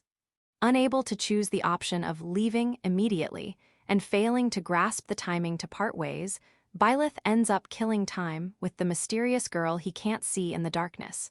Of course, for her, the situation of a mysterious boy whose face can't be seen in the darkness is the same. Section. How did it end up like this? How did it turn out like this? Byleth, still standing, and the mysterious girl, still sitting on the bench, felt this simultaneously. While she's probably not a bad person, there's only one way to deal with such a unique and strange individual. Now that it's come to this, let's try not to provoke her. Not being able to grasp anything about the other person's background makes one cautious. On the other hand, the girl who had been casually singing for a break, to clear her mind, and as a light warm-up, was thinking, I can't let anyone know that I'm the kind of person who does this. She's the one most aware of it. That she can't ruin the image of the beautiful songstress. That she can't let anyone know about that side of her. In her anxiety, Arya desperately racked her brain and took a bitter strategy. She revealed a side of herself that only Sonia knows and changed the way she refers to herself. With these two tactics, she tried to avoid being recognized. The only fortunate thing for her was that the darkness helped conceal her identity. You can speak more casually if you'd like. I think you're here to take a break too. It might get quite casual, is that really okay? Even though the other person is strange, Byleth still confirms after receiving the proposal, but the response is light. Yeah, look at how I'm speaking. Then, all right, I'll take you up on that offer. Thanks for being considerate. Wow, it really did get casual. Haha, I'm aware that I'm quite casual compared to other nobles. I bet. And it must be tough having to put on the face that's expected of you. I like the atmosphere of soirees and all, but I'm not good with the stiff formality, you know. Same here. We both have it tough. Yeah, we do. The drawled-out voice unconsciously spreads to Byleth as well. Zai. At this moment, both of them think, we shouldn't be close, but somehow it's easy to interact, and we shouldn't be close, but somehow it feels comfortable. But this is only natural. If you remove the element of social standing, Byleth and her sensibilities are quite similar. A man who doesn't care about someone's status, precisely because he hasn't lived in the world of the nobility. He absolutely doesn't want to get involved in discrimination or power struggles, and he has no desire to make enemies. And a woman who, because of her simple wish to live peacefully above all else, doesn't care about someone's lower standing. Though their thoughts differ, they both arrive at the same conclusion. Yawn. Haha, you seem quite tired. Today was really fun, but I used up all my energy putting on a front because of how much fun I had. For me, it's more mental fatigue. Wondering if I made any mistakes, or trying not to leave a bad impression. Let's both relax when we get home. By the way, what's your schedule after you get home? Of course, I'll be lounging around until tomorrow. Huh? Until tomorrow. Byleth wants to retort at the somewhat proud response, but he still observes her behavior. While allocating some thought to that, he had one thing on his mind. Hey. I'm sorry if this is sudden, but do you have any worries? Huh? Why would lounging around mean I have worries? How should I put it? Well, I've been through something similar in the past. Of course, everyone's different, so I can't say for sure, but often when you feel like not wanting to do anything, it's because your heart is tired. This is from personal experience. Soon after becoming a working adult, he was really battered by the waves of society. A new environment, a strict workplace, unreasonable scolding, forced participation in drinking parties, numerous overtime hours. Even when blessed with days off, he didn't feel like doing anything, and so on. Heart is tired. I think that might be the first time I've heard that phrase, but there are times when I don't feel refreshed even after resting my body. Oh, in that case, could it be that you're feeling more anxious? Oh, that's amazing how you could guess that. I'm really surprised now. It's just a kind of intuition. When he first had juniors at his workplace, he listened to many of their concerns. Of course, he can't mention that this experience is coming in handy now. Is this anxiety something specific to nobles? Yeah, I think this is the same for everyone. But if we don't meet our mother and father's expectations, we can't contribute to the family, so failure is not an option, and since everyone misunderstands me, I have to keep up appearances even when I get engaged. I see. In this world, the words of parents with power are stronger than anything else. Moreover, there's a common understanding that everyone must combine their strengths to increase their power.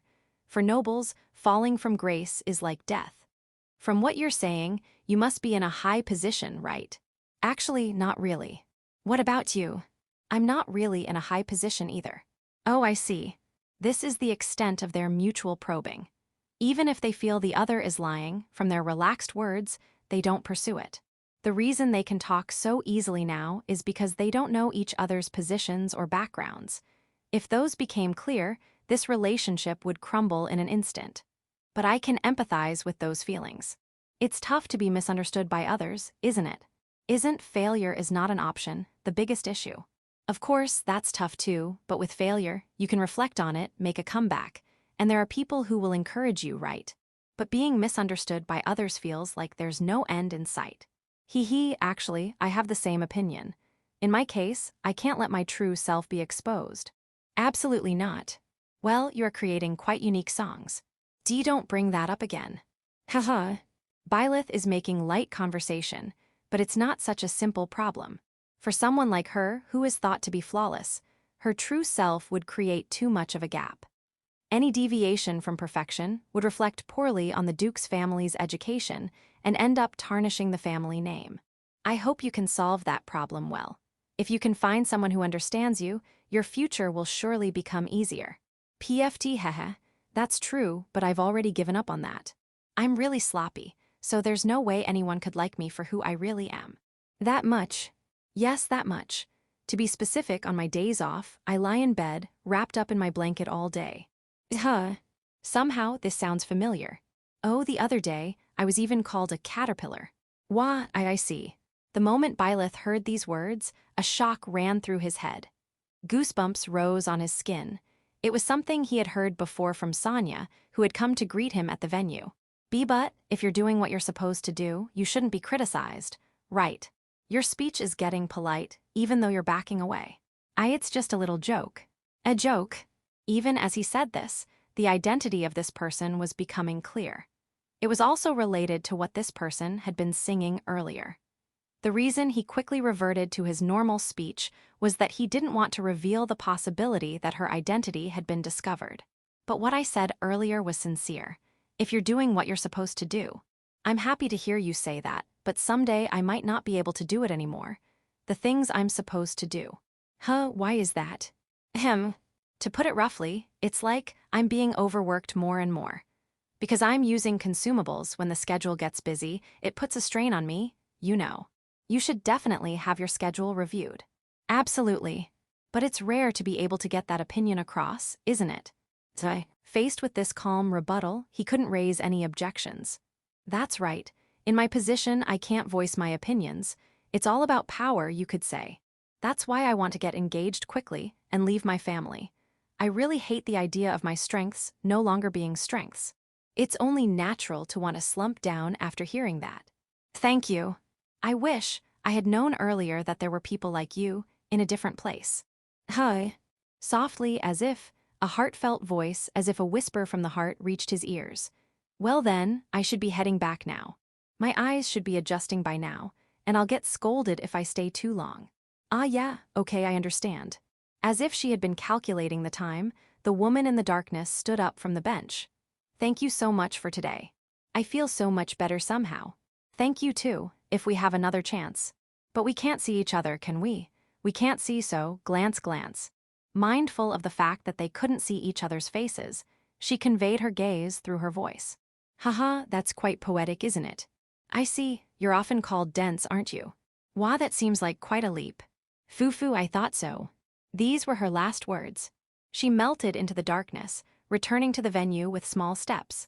Byleth, watching her go, wasn't surprised. When she stood up from the bench, she was as short as Ja. Her silhouette had a large swell to it. It also matched the beautiful songstress Arya. Section. How many tens of minutes had passed since Byleth had disappeared from this venue? Ah. Luna, noticing him return to the venue, approached him quickly with small steps and called out to him. To be able to interact with him before anyone else, to not let any other person take him away. Where have you been? Oh, Luna, just went outside for some fresh air. Embarrassingly, I was feeling a bit at loose ends. It seems a bit late for just being alone. Well, I was still alone. It would be bad manners to invite someone outside during greeting time. But I would have liked to be informed. I know it's a bit clingy to say this, but although Luna had never participated in a soiree before, she understood the common courtesies. She also understood that he had been considerate because it was during the greetings. However, she had wanted him to at least say something. Just by being called, she would have been able to converse with him. Sorry, I'll be more mindful next time. Please don't apologize. I'm the one being unreasonable. No, that's not true at all. Despite their difference in status, he kindly followed up as usual. She was allowing herself to be swept away by that kindness. I never thought I'd become such a troublesome person. Although Luna could view herself objectively, she hadn't felt settled until she had spoken like that. By expressing her feelings, she had wanted her selfish desires to be heard. Hey Luna, there's something I'd like you to tell me honestly. Yes. Did anyone perhaps bother you strangely during the greetings? Nothing made her happier than him worrying about her. On the other hand, she had a frank opinion of why would he think that. A sly thought also arose. I won't deny that I was bothered in a strange way. Please pay more attention to me. To fulfill just one desire, she tells a lie that doesn't exist. In the past, she had never done such a thing. She had never even thought of it. She once again realized how much he had changed her. I am so sorry about that. I had considered the possibility, but I couldn't intervene. Even if that were the case, you wouldn't be at fault at all. To alleviate some of the guilt of deceiving him, she offered a big follow-up. But if you have any concerns at all, please pay attention to me. The greetings seem to be winding down now. Is that really all you want? Of course. Once again, she indulges in his kindness. This kind of thinking isn't right. Even though she knows that, she can't help it. Thank you, really. In fact, I should be the one asking for that. I'm the one who should be thanking you. I understand you were being considerate. Because I said I was, at loose ends. That's not really true, but you can think of it that way if you like. Then I'll take you up on that. Understood. Although it was just a self-centered thought, it resulted in a pleasant misunderstanding. Normally, this kind of thing wouldn't happen. After all, Luna's status as the third daughter of a baron family is considered low by other nobles. From the perspective of the surrounding nobles, she's not in a position where it's natural to be shown consideration. However, in his case, it's different. Despite his high status, he doesn't think it's natural to be shown consideration. He truly doesn't think so. Luna thinks this is really amazing and challenging. Except in cases like the songstress who has grasped fame on her own, such behavior can be a cause for being looked down upon. It can also make one easily underestimated. He must understand this too, yet he doesn't act accordingly, which is proof that he's laying down his own rails and walking on them, believing it's the right path. He's truly a person worthy of respect. I'm sorry for saying this so suddenly, but I'm really glad I got to know you. Ahaha, that really is sudden. Did something happen? Yes. I see. I'm glad I got to know you too, Luna. Glancing at him from the side, she sees him smiling slightly, looking somewhat embarrassed. Because of this, she finds herself at a loss for words. Hey, Luna, at least give me some kind of response. In your case, you're putting too much feeling into it. Even if you say that, at least do it when we're alone. When there's no one else around, then I'll respond properly. I can't let others see my embarrassed face. Only to those she trusts, that's Luna's thought. Isn't it more embarrassing when we're alone? As long as we're alone, it's fine. Even if embarrassing things happen. I'm sorry, I said a bit too much. As a result of her feelings getting ahead of her, she had confused him. She needed to hold back a little more, just as she was reflecting on this from the bottom of her heart. That moment came. You two look like you're having fun flirting. Gah, don't scare us like that, Alina. Perhaps just as the reception was ending, she called out to them with her eyebrows twitching, creating such an intimate atmosphere. It's your fault for not noticing me approaching, you know? At least wait a little longer.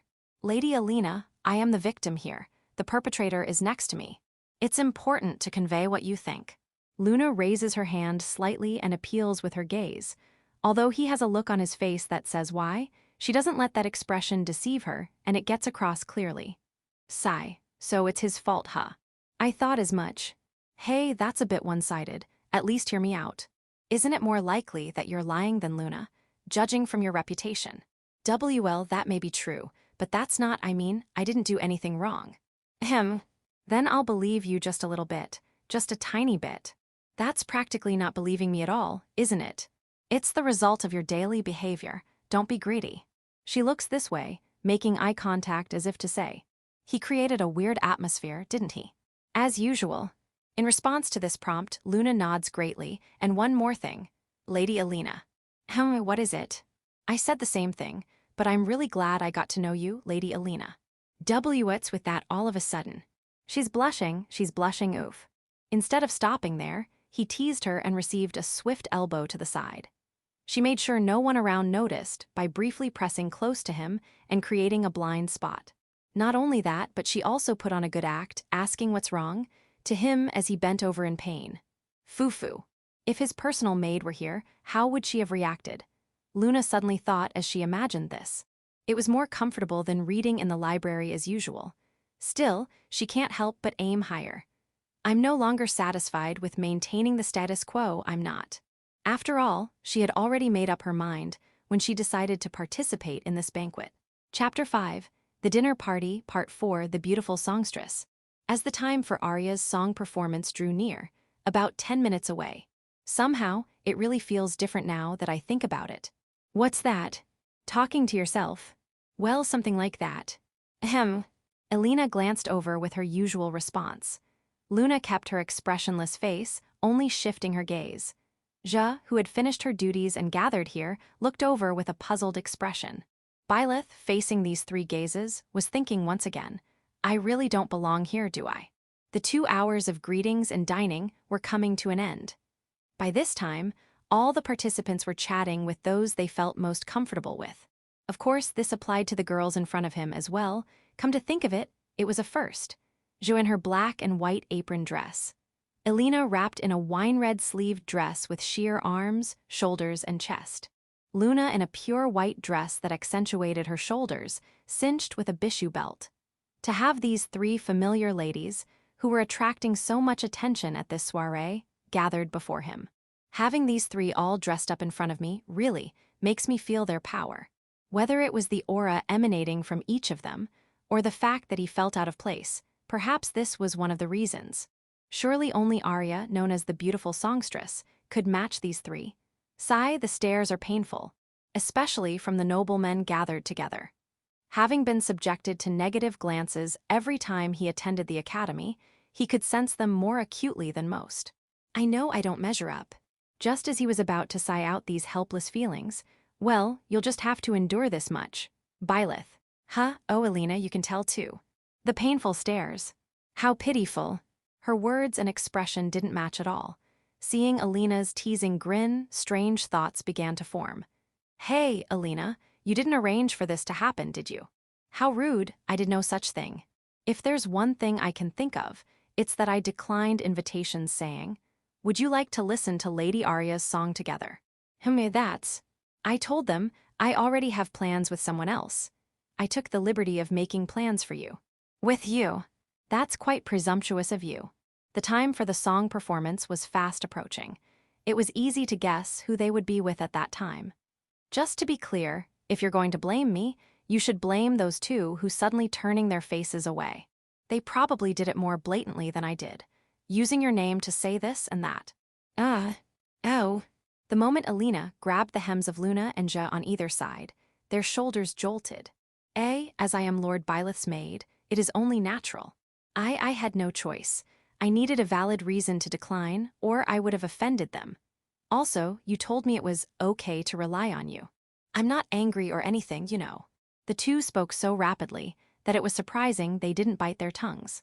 While he felt like he was being used as a convenient tool for easy refusals, if it helped them, he didn't mind. However, he was worried that the others might misunderstand and think he was threatening them. Just to confirm, Byleth, you weren't invited by anyone, right? Considering the number of greetings you received. That's right. He tried to appeal to Alina with his eyes, wishing she had been a bit more tactful, but she looked away. Luna and Je seemed to have relieved expressions. Then in the end, there's no problem at all, so you'll have to keep us company after this. To help Je and Luna save face too. I know. I'm the one who wants your company in the first place. Don't phrase it like that, it's misleading. Is there any other way to say it? Then let Luna be the judge. In that case, Byleth Saintford is at fault. That's cheating. He knew Alina and Luna were close. This couldn't be considered a fair judgment. When he prompted Ja, who was watching with amusement as if to say, isn't it awful? She returned a neutral smile to Byleth. This kind of exchange continued for a while until there were less than 5 minutes left before the scheduled time for the song. The doors to the hall opened, and the servants of the Leclerc family announced that it was time to move to another venue. The adult nobles were invited to move first. Oh, so it's a different venue from this one, where we'll listen to the song. Yes, that's right. While the song is being performed, they'll clean up the dining area, and after we finish listening, we'll return here again. The size of the room affects how the voice echoes, you know. So they're considering Arya-sama's needs too. This is something that can only be done because they have such a large estate, but it shows how thoroughly they've considered everything. Oh, right. Speaking of Arya-sama, there's something I wanted to ask you all about her while we have the chance. Byleth looked at the three of them, then continued speaking in a lower voice. Is Arya-sama in a weak position within her family? For example, does she have limited freedom or can't express her opinions? I've never heard such rumors. I'm the same as Alina-san, I haven't heard anything like that. Why do you think that, Lord Byleth? Well, I just kind of got that feeling. It's probably just my imagination, though. He couldn't tell them that he had heard these words from someone he thought was Arya when he went out for some fresh air. They didn't know who each other was. It was precisely because of that situation that such things could be said. Just to be clear, just because we haven't heard anything doesn't mean what you're saying isn't correct. Arya-sama is from a duke's family, and it's a polygamous household. So what does that mean? In a polygamous system, the wives are basically rivals. I don't think I need to explain, but whether they can gain an advantage in terms of inheritance and status depends on the number of children they give birth to, the abilities of those children, how much benefit they bring to the family name, and so on. Luna's voice grew softer as she continued. In short, it's not uncommon for wives to use their children for such aims. That's how significant the rank of duke is. There's also a cycle where wives compete with each other to further increase their power. I see. For Byleth, who had been reincarnated, this was something he couldn't relate to at all, but Luna's explanation was very easy to understand. So, does that mean Arya-sama has inflammation in her throat? When he went out for fresh air, the content of that conversation in the darkness. Because I'm using consumables when the schedule gets busy, it takes a toll. The credibility of those words increased in that moment. The time was just past 8 p.m. No way, seriously. Byleth, having moved to the new venue, was letting out an inner voice. He was stunned by the scene before him. The stage, which had begun with Arya's polite greeting, had now transformed into a situation where everyone was entranced. Arya was singing elegantly, putting her emotions into the song while matching the sounds played on a harp-like string instrument. Her confident and dignified attitude, her voice, which seemed to have a transparent quality, her glossy and delicate phrasing. Closing her eyes, placing a hand on her chest, letting her dress flutter. Everyone's eyes were captivated by her expressive power that used even gestures to enchant. Even though my original world should have more established vocal techniques and singing skills, honestly, there's no comparison. This might even be more amazing. For someone like him, who came from a world with advanced technology, to think this way. There was no doubt that Arya's talent and effort had achieved this, and it was clear why she was called the beautiful songstress. And Sonia-san is the performer, maintaining her cool expression, occasionally making eye contact with Arya while plucking the strings with her slender fingers. She was playing the strings somewhat softly, probably to avoid overshadowing Arya's voice and to bring it out to its fullest. Whether you'd call it perfect harmony, he could sense something like that, and he realized that this was the kind of role held by members of the Duke's household. With such a high level of perfection, it's no wonder she's in high demand among various nobles. If they could invite Arya, whose quality was guaranteed, to their soiree, they could greatly increase the satisfaction of the participants. In other words, it would be like adding prestige to their house. Moreover, from the Duke's family's perspective, they could both curry favor and strengthen relationships. It was easy to imagine how much Arya and the others were contributing to the Duke's family. I understand the logic, but maybe my values are off, I don't know. If Arya was doing this because she liked it, he wouldn't think this way at all. But he had heard it. Someday I might not be able to do it anymore, you know. What I'm supposed to do. In my household, I can't voice my opinions. It's all about power first. Although her tone had been too light, she would know herself best. And what would happen if she continued this life? I don't know Arya-sama's family circumstances, and I don't know if what Luna told me applies, but if it's true and someday, we won't be able to hear this song anymore. I hope they don't get caught up in short-term gains. Feelings overflow from the depths of his heart, but the other person's position is higher. It's also a family matter. There's nothing he can say about this. Hey, Byleth, Arya-sama's singing, not for you. Huh, why do you say that? Just as Byleth was lost in thought, a small voice called out from beside him. Byleth turned to see Alina with her eyebrows lowered. Because unlike everyone else, you're the only one with a stern expression. Byleth realized it when she pointed it out. His brows had been furrowed. Haha, it's not that it doesn't suit me. I just get this look when I'm entranced. Well, if that's the case, I'm sorry for causing a misunderstanding. Alina is part of the organizing side. It's natural for her to worry if she thought Byleth wasn't enjoying myself. Reflecting on the strange misunderstanding he caused, Byleth relaxes his face as if switching gears. Thank you so much for inviting me today. It's not like I invited you because I was thinking about you. Don't misunderstand. Yes. As Alina returns to her usual self, Byleth brush her off lightly, and Arya's song comes to an end. One by one, the applause grows, and Byleth also joins in with enthusiastic clapping. It was at that moment. Was it by chance? Arya's head moved and their eyes met. What's wrong? You suddenly flinched. Alina, who had been watching Byleth, seemed unaware of what happened. I think I might have disturbed Arya-sama. Was my voice too loud? Isn't it because you were giving her a stern look? Your voice was well controlled. I am sorry about that too. Byleth accept it because there's the fact that Byleth is feared by those around me. Sigh. Anyway, focus. If you have time to smile at me, that expression of yours is, well, you know. What if Arya-sama loses concentration while singing because of you? How will you take responsibility? Well, that wasn't even a fake smile earlier. Byleth returns Alina's glare with one of his own. Was it really that strange? Why your silence is affirmation, I guess. Just as Byleth mutter those words, Arya's second song begins, but Alina is right about these things. For now, Byleth decide to immerse myself in the precious time of listening to Arya's singing. About 30 minutes later, as the last song was about to begin, Alina leaned close to Byleth's ear. Hey, about our promise, is 9 p.m. good for you? It was to convey those words. Section. After the beautiful songstress, Arya's performance ended and the servants finished cleaning up the venue, the participants who returned to the hall wore expressions of contentment. The venue was filled with an atmosphere of lingering emotion as people shared their impressions of the wonderful songs they had just heard. She's really amazing, isn't she? I wonder how Arya-sama can sing such beautiful songs. I'm sure she puts in a lot of effort, but it makes me envious.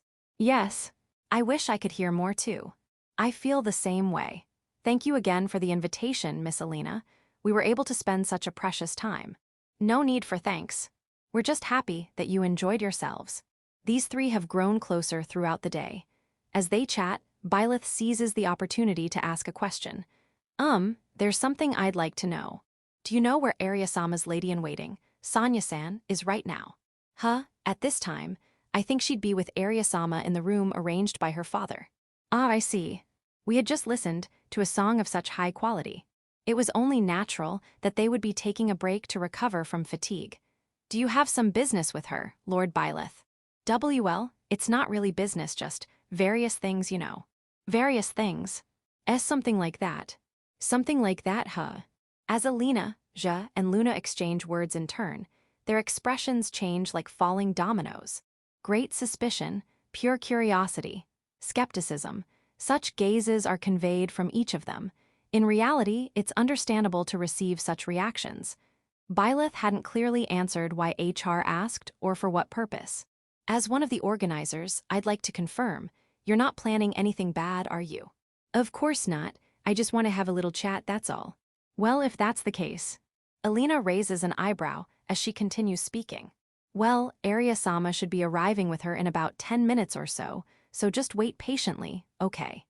If it's not Arya-sama you want to talk to, you'll surely get a chance to speak with Sonia-san. Thanks for letting me know. I'll just wait near the entrance then. I think it'll be easier to approach them that way. You want to talk that badly even though we're here? Just a little bit, just a little. Byleth leaves the group with a wry smile, raising his hand and saying, well then. I wonder what he's really thinking. He seemed quite eager to talk about something. I can't guess either. It's strange that he doesn't want to speak with Arya-sama herself. Alina wears a displeased expression, while Luna looks puzzled as they watch Byleth standing alone near the entrance. Maybe Sonia-sama is actually his type. Perhaps he's trying to establish some kind of relationship with her. He did seem concerned about her, so that's a possibility. As the two exchange opinions, their beautiful doll-like faces turn towards each other. If I may say something, I don't think Lord Byleth has such intentions. Je interjects, clasping her hands together. Hi. Why do you think that? Because when Lord Byleth left us, his profile changed to a very serious expression. She adds, it was as if he had switched his mood entirely. I noticed that too, but it could have been nervousness about approaching them. He might be trying to come up with words to invite her somewhere. Your opinions are valid, but I think he wants to talk about something he's concerned about. That expression was similar to the one he has when he's worried about me. Je's words are based on intuition, but they come from an excellent lady-in-waiting who serves Byleth on the front lines. Because her words carry weight, neither Alina nor Luna could argue against them. And if I may add one more thing, Lord Byleth is quite shy, so I don't think you need to worry about the kind of things you're imagining. This statement struck a chord with Alina and Luna. I suppose that's true. Yes. A moment of silence falls. The two look at each other, then turn to Jo with embarrassed expressions, understanding that she had seen through various things. Luna, when should we punish Jo? As long as Byleth doesn't find out, we won't get scolded. We've been teased, haven't we? I'm in for that idea. Surrounded by an intimidating aura, Jo trembles nervously. I just remembered I have some greetings left to make, so please excuse me. And with that, the lady-in-waiting chose a swift retreat. Hee, she's as cute as ever. She didn't take us seriously, did she? It would be troublesome if she actually got punished. Don't worry, she should understand the nuance of our joke. I'm sure she had another motive for leaving the scene. You mean because her master left, it's only temporary? Yes. I think she was being considerate of how others might perceive the situation. Byleth waiting alone, his personal attendant casually chatting, to avoid creating such an awkward situation. As expected of her. That's just like her. Luna's eyes narrow, and Alina smiles softly. Their exchange clearly shows the good relationships they've built. Now then, with our bodyguard gone, things are about to get busy for a while. Busy? From now on, people will be free to leave or spend time as they wish, so the nighttime invitations will increase. Even those we've refused before will try again persistently. That sounds tough. You're talking as if it's someone else's problem, but you'll probably be the main target, you know. Be careful of those who try to sweet-talk you into accepting. Thank you for your concern, but I'll be fine. I'll just tell them I have an important promise with him. Indeed, if you mention his name, they probably won't pester you too much. Yes, Alina-san should try it too. Maybe I will. It's a good opportunity after all. I think that would be best. It's not a lie, but a legitimate excuse to refuse. And they can also make their relationship known to others. The two women exchange knowing looks. And even after Arya arrives at the venue, male nobles continue to appear before them one after another. Meanwhile, at the end of the wide corridor outside the hall, another conversation was taking place. I was quite surprised, though. Your sudden question about how Arya-sama takes care of her throat caught me off guard. I'm really sorry about that. I know it doesn't sound convincing, but I didn't have any weird intentions. Of course, I understand. In my opinion, there must have been some trigger for this, wasn't there? Sonia adds, in that case, it would be better if we talked privately. Wow, it's amazing how perceptive he is with so few words. He shouldn't have heard anything from Lady Arya. This is the kind of maneuvering that even the talented Jo would do. It's not like there was a specific trigger. I see, let's leave it at that then. It seems you have some circumstances you'd rather keep hidden. Thank you very much. Despite Byleth best acting, they saw through to his true feelings, but that's not surprising. After all, such questions wouldn't be asked without some reason. Shall we return to the main topic? You wanted to know about Lady Arya's vocal care routine, correct? Yes. It's quite standard. Warming up before singing, staying hydrated by drinking plenty of water, avoiding coughing, gargling, and getting enough sleep. Is there anything else? No. Upon hearing that answer, Byleth thought, so that's how it is. These are common care practices in this world. However, from the perspective of someone from a world with advanced science, technology, and medicine like Byleth, this care seems insufficient. Even someone not well-versed in music could say that much. You want to say that's still not enough care, right? I can tell from your expression. I appreciate your concern. So as thanks, let me give you one piece of advice. With this preface, Sonia fixed me with a sharp gaze while maintaining her dignified attitude. The area you're about to step into concerns our domain. Are you prepared to stake the name of Saintford and your title of Marquis? Prepared? Yes. Currently, what Lady Arya is doing is the correct method of care. If her condition were to worsen after incorporating your advice, you would face pressure and persecution from many nobles, including the Duke. Of course, I, who allowed Lady Arya to follow incorrect care, would have to pay with my life. What surprised me wasn't the threat of persecution. It was that even Sonia would have to take responsibility. With her irreplaceable life. Is there any way I could take responsibility for Sonia's life with my own? Fufu, so you have that much resolve and confidence. Why yes. If Byleth didn't, he wouldn't have interfered like this. Byleth wouldn't do something that carries such risk. In that case, would it be acceptable if I were to hear the care methods from you, examine them, and then implement them? I understand. Let's do that. Byleth can sense Sonia's thoughtfulness in trying to minimize the risk as much as possible. Just to be clear, if worst comes to worst, shall we end our lives together? That way of taking responsibility shouldn't lead to the worst outcome for the Saintford family. Also, it might be a bit easier with two people. Why yes, I suppose so. She must have made up her mind about everything. Byleth showed a strained smile, desperately trying to suppress the tremor in his voice, while Sonia smiled confidently with a dignified attitude. Now that there's no turning back, he steels himself with the thought that there's no way I could be wrong. Well then, could you please tell me about these methods? Yes. The fear ends here. Switching to a serious expression, Byleth takes a breath before explaining the care methods. Placing a damp towel by the pillow to humidify the air would be good. Warming the neck area before sleeping would be beneficial. Drinking tea mixed with honey would be helpful. He carefully explained these 3 points while counting on his fingers. As soon as he finished speaking, he was immediately questioned. Can placing a damp towel by the pillow really humidify the air? We already have her drink plenty of water to keep her throat moist, so that idea seems like it could be effective. If the room is large, you might need to prepare more, but it can humidify the air. I see. Then, why does warming the neck area help with throat care? Additionally, why is honey effective? I've never heard of mixing honey with tea. Is it actually palatable? Honestly, it seems even more unorthodox than adding milk. This knowledge is from his previous life. Without that information, it shouldn't be so easily accepted. What should I do? I didn't think about that. I don't understand the logic at all. Even if you know something is effective, many people can't answer why it's effective. Byleth is one of those people.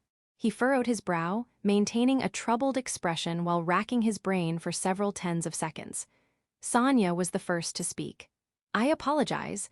I've been asking such undignified questions. If I were to answer these, it would result in me taking all the credit for your contributions. For some reason, she said something incomprehensible.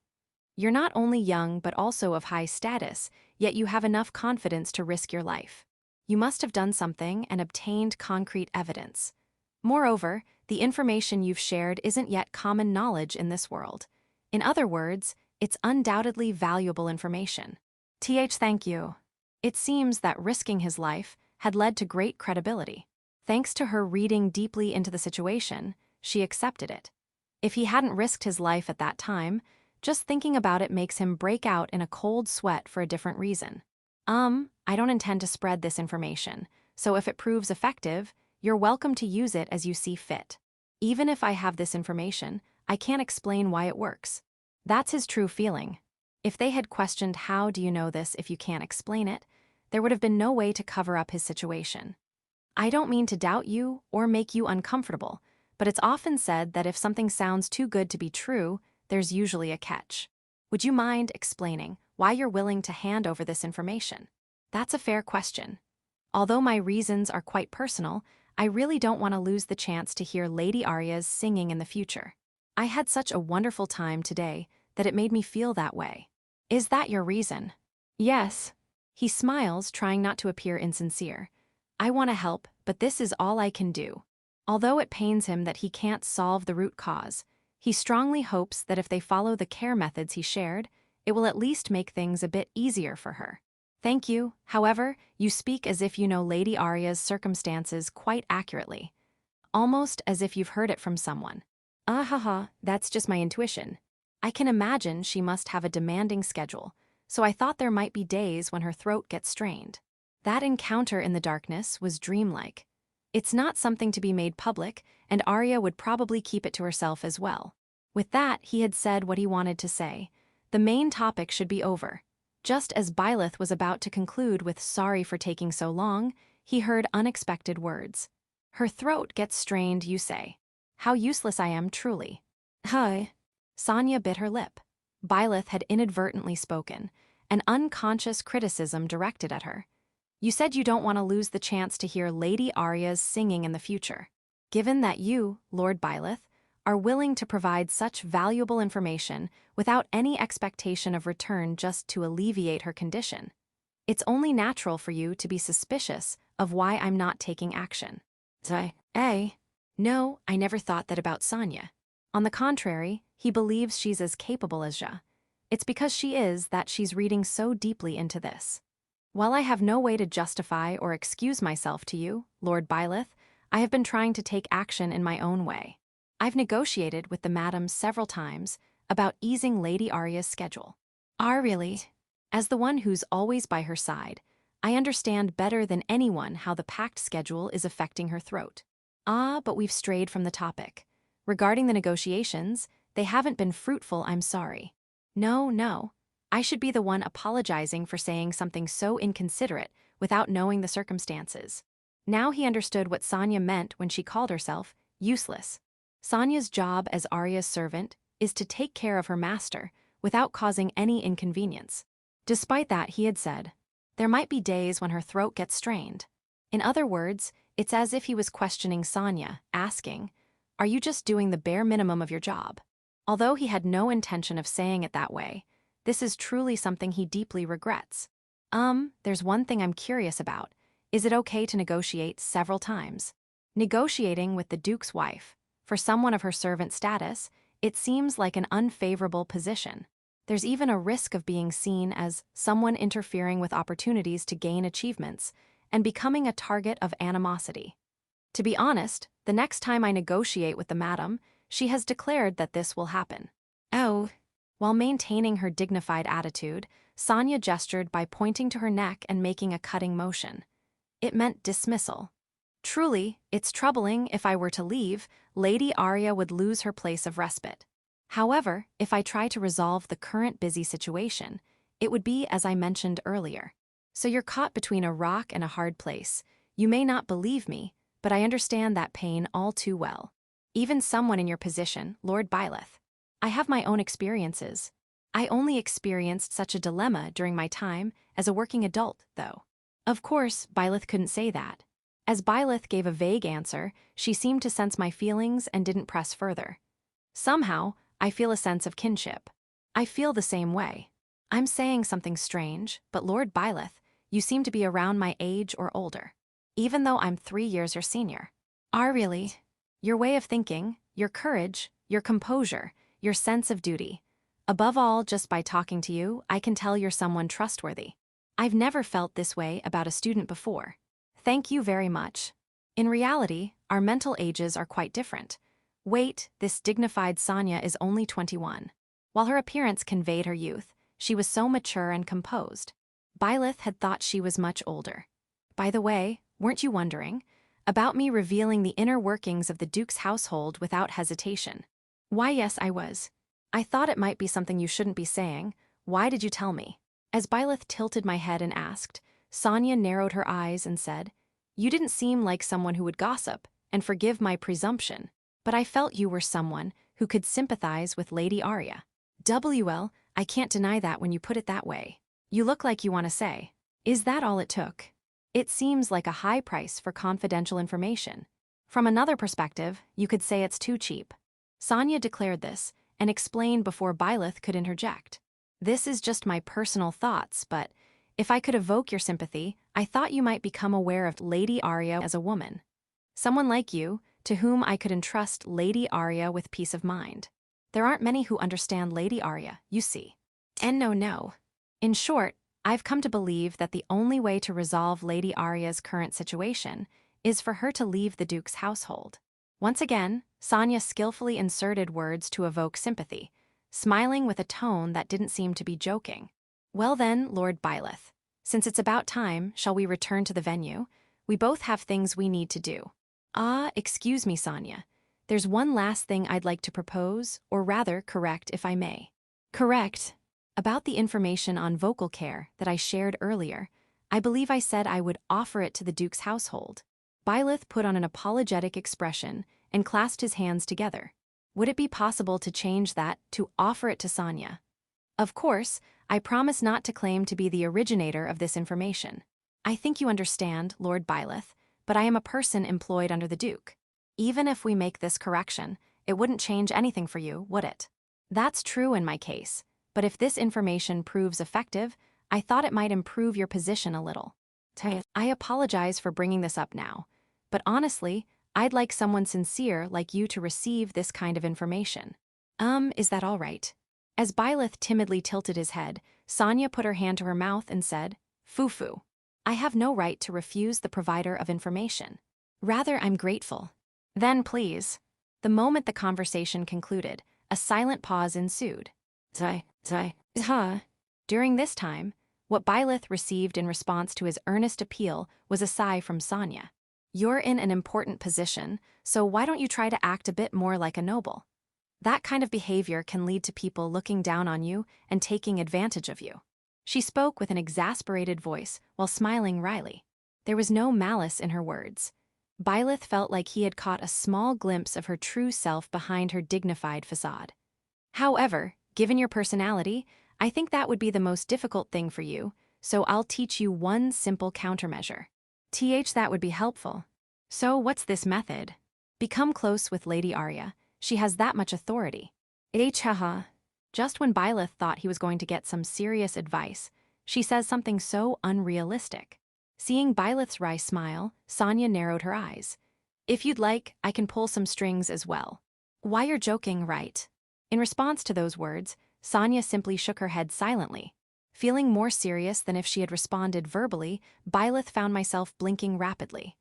Are you not fond of her? Lady Arya, I mean. No, not at all. It's just that she's in a higher position than me, and more than that, she's such an amazing person that I find myself hesitating, you could say. I see. May I ask one thing, could you spare a bit more time? Why, yes, of course. Thank you. Then, once we return to the venue, I'll call for Lady Arya. I think if you talk a bit more, you might not hesitate as much. Byleth, who hadn't expected these words, was caught off guard and seen through. I had a feeling you were planning not to interact with Lady Arya anymore today. Am I wrong? I was thinking of talking to her if the timing was right, you know. Fufu, is that so? Then I apologize. She bowed slightly, but her smile showed that she had conceded. I apologize for my personal feelings as her attendant, but I'd like you to share your impressions of Lady Arya's singing with her as well. My impressions, you say. There's a possibility that you might never get to share your impressions with Lady Arya, isn't there? In the worst case, you might both leave this world together. Well, that's true. It's not funny because it's not a joke, but Byleth the one who got involved. There's no turning back now. Then, if I could have a little conversation with Lady Arya. I appreciate it. Then, shall we head to the venue? Yes. We exchanged these words and walked down the long corridor, approaching the venue. Just then, Sonia spoke with a somewhat regretful tone. This is the first time I've seen it. Someone who turns pale instead of being happy when hearing the words, I'll call for Lady Arya. I am not really averse to it, you know. It's just that the feeling of hesitation is really strong. She's Arya's personal maid. Byleth can't let her misunderstand. As Byleth desperately tried to explain, Sonia smiled. Don't worry about it. I'm actually pleased. Is that really true?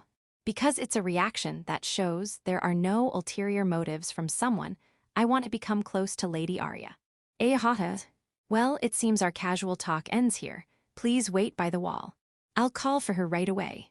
By the time Byleth heard these words, Sonia had already opened the door. And soon after re-entering, there was Arya, approaching elegantly with her fluffy platinum blonde hair swaying. I heard from Sonia. Thank you for your consideration. Not at all, thank you for taking the time. Fufu, were you perhaps forced by Sonia? She doesn't usually make such requests. I wonder. Byleth had tried to act as if he had asked Sonia to make a good impression, but the true course of events had been completely seen through. All Byleth could do was smile wryly at her judgment, worthy of being called the master. I also apologize for any rudeness on Sonia's part. And not at all. I was hoping to talk to you again, if the timing was right. I'm glad to hear you say that. Actually, I felt the same way. For a moment, Byleth thought she might delve deeper into our conversation in the dark garden, but that wasn't the case. It's very rude to say this in front of you, but I had a misunderstanding that Lord Byleth was a very frightening person. I'm sorry for causing that misunderstanding. There's nothing for Lord Byleth to apologize for. Fufu. For some reason, she found it amusing, probably taking it as self-deprecating humor. Thinking back, Byleth remembered Alina laughing too. So, I was hoping to greet you again without that misunderstanding. I think Sonia understood my feelings and acted on them. She seems like a very capable person from what I've seen. Thank you, she's my pride and a very important person to me. I see. Arya seemed happy that Sonia was praised. Although they were both speaking formally, perhaps because they were able to share feelings of wanting to talk again. There was no awkwardness, and they could converse enjoyably. Regardless, Byleth deserves credit for trying not to think about Arya's true self. Oh, I forgot to mention earlier, but Lady Arya's singing was truly magnificent. I hope I'll have the chance to hear it again. I'm glad you enjoyed it. It makes singing worthwhile. Byleth actually wants to say please don't push yourself, but he knows the circumstances she's trying to hide. To avoid making her anxious about being found out, he limits himself to offering praise. I could feel your intense gaze, Sir Byleth. I was truly enchanted by your performance. He responds with a light-hearted joke mixed with his true feelings, but even this is enough to make his heart race, especially with others watching. I have a question, Sir Byleth. Which soirée will you be attending next?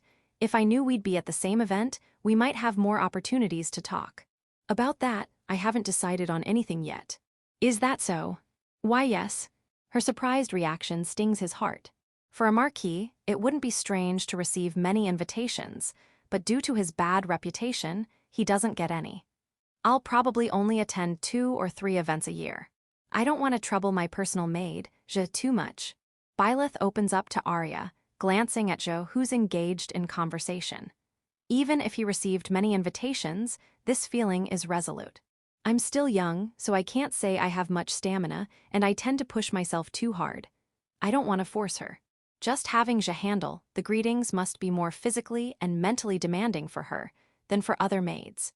She's already busy with her studies every day. He doesn't want her to fall ill. You're just as rumored. I can understand why El-chan and Lu-chan trust you so much. Hi. Fufu, just talking to myself. I was thinking about various things. At this moment, Arya recalls Luna's words. His good qualities are most visible when he's being himself. By bringing up the topic of Je, a person close to him, she caught a glimpse of that side. Then opportunities to meet with you are quite precious, Sir Byleth. I find that quite regrettable. Your words are too kind, but I'm sure we'll have chances to meet again. When that time comes, I'd love to hear you sing again. Yes, I understand.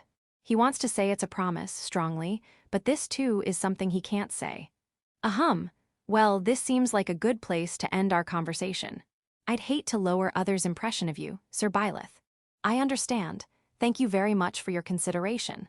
There are still many nobles who want to talk to Arya. She even timed their conversation to avoid appearing as if she was monopolizing him. To be honest, I feel like we haven't talked enough, so I sincerely hope we can meet again. Likewise. They end their conversation with mutual smiles. Byleth had no way of knowing that Arya doesn't usually speak like this to others. Welcome back, Byleth. You seem to be having quite an intimate conversation with Lady Arya. Well, yes. She's easy to talk to. Having finished his business and returning to Alina, who happened to be free, he was greeted with her deliberately puffing out her cheeks. You even moved to a secluded spot with a certain someone. I wonder what kind of conversation you were having. It wasn't anything special, just trivial talk.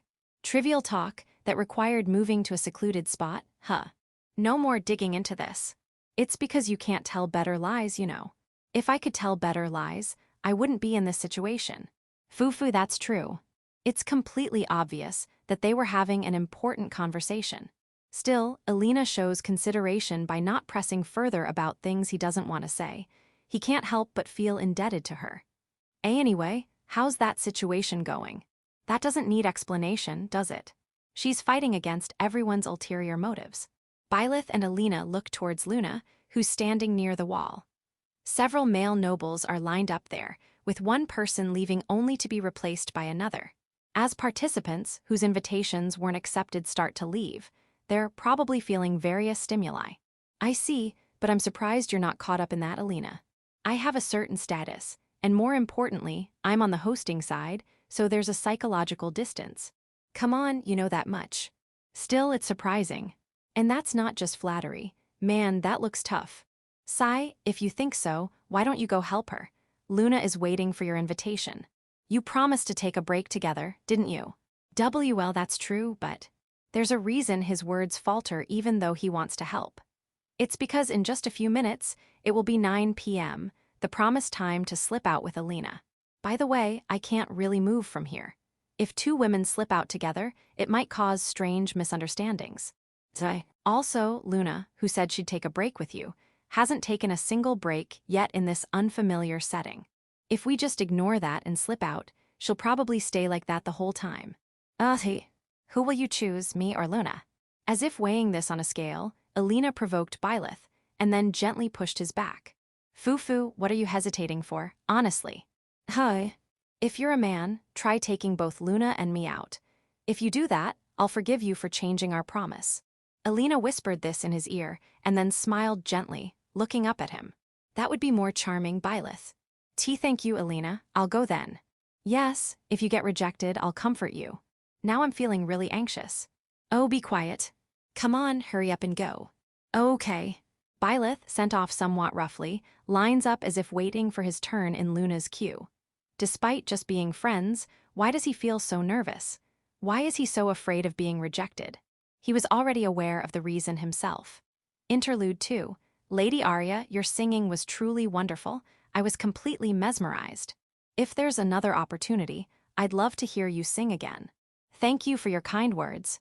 I'll do my best to meet your expectations next time as well.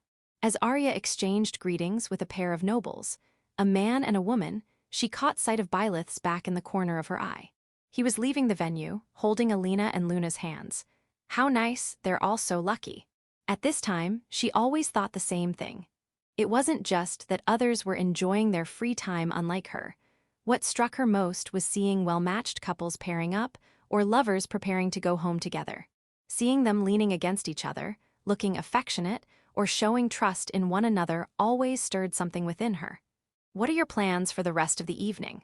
When she asked to keep the conversation going, it seemed they were heading to the gentleman's residence. They both looked a bit embarrassed. In other words, they were probably going to spend a passionate night together. Ah, I'm so envious. While putting on a smile and saying, I shouldn't have asked such a personal question. This is what she truly thought. To be honest, it would be easy for Arya to find a lover or a fiancé. With her great fame as the beautiful songstress and her status as a duke's daughter. However, even if she did, it would only be for appearance's sake. She couldn't feel the same way as everyone else. The price of continuously playing the role her family demanded was that she had to keep up this facade. It would be the same even if she had a lover or a fiancé. She would have to make sure not to disillusion them and tarnish the family name. There's no way to find happiness in a life of deception. These two are gazing at each other again. Arya was also a young woman, of marriageable age. She was very interested in romance. She was confident that she was more interested than anyone else. Of course, that was because it was a world beyond her reach. And that person who accepted my true self is nowhere to be seen. Although it had been an enjoyable banquet, this incident left a lasting impression. I really should have at least asked for his name. Taking a cue from his comment about having nothing to do. She had been searching for him, but so far without success. With more participants leaving at this hour and still no leads, it was unlikely she'd have any luck now. I really wanted to talk to him again. She thought this again, while engaging in light conversation with the two. Someone whose values aligned with hers, someone she could have become as close to as Sonia. It was the first time she felt such regret at one of these gatherings.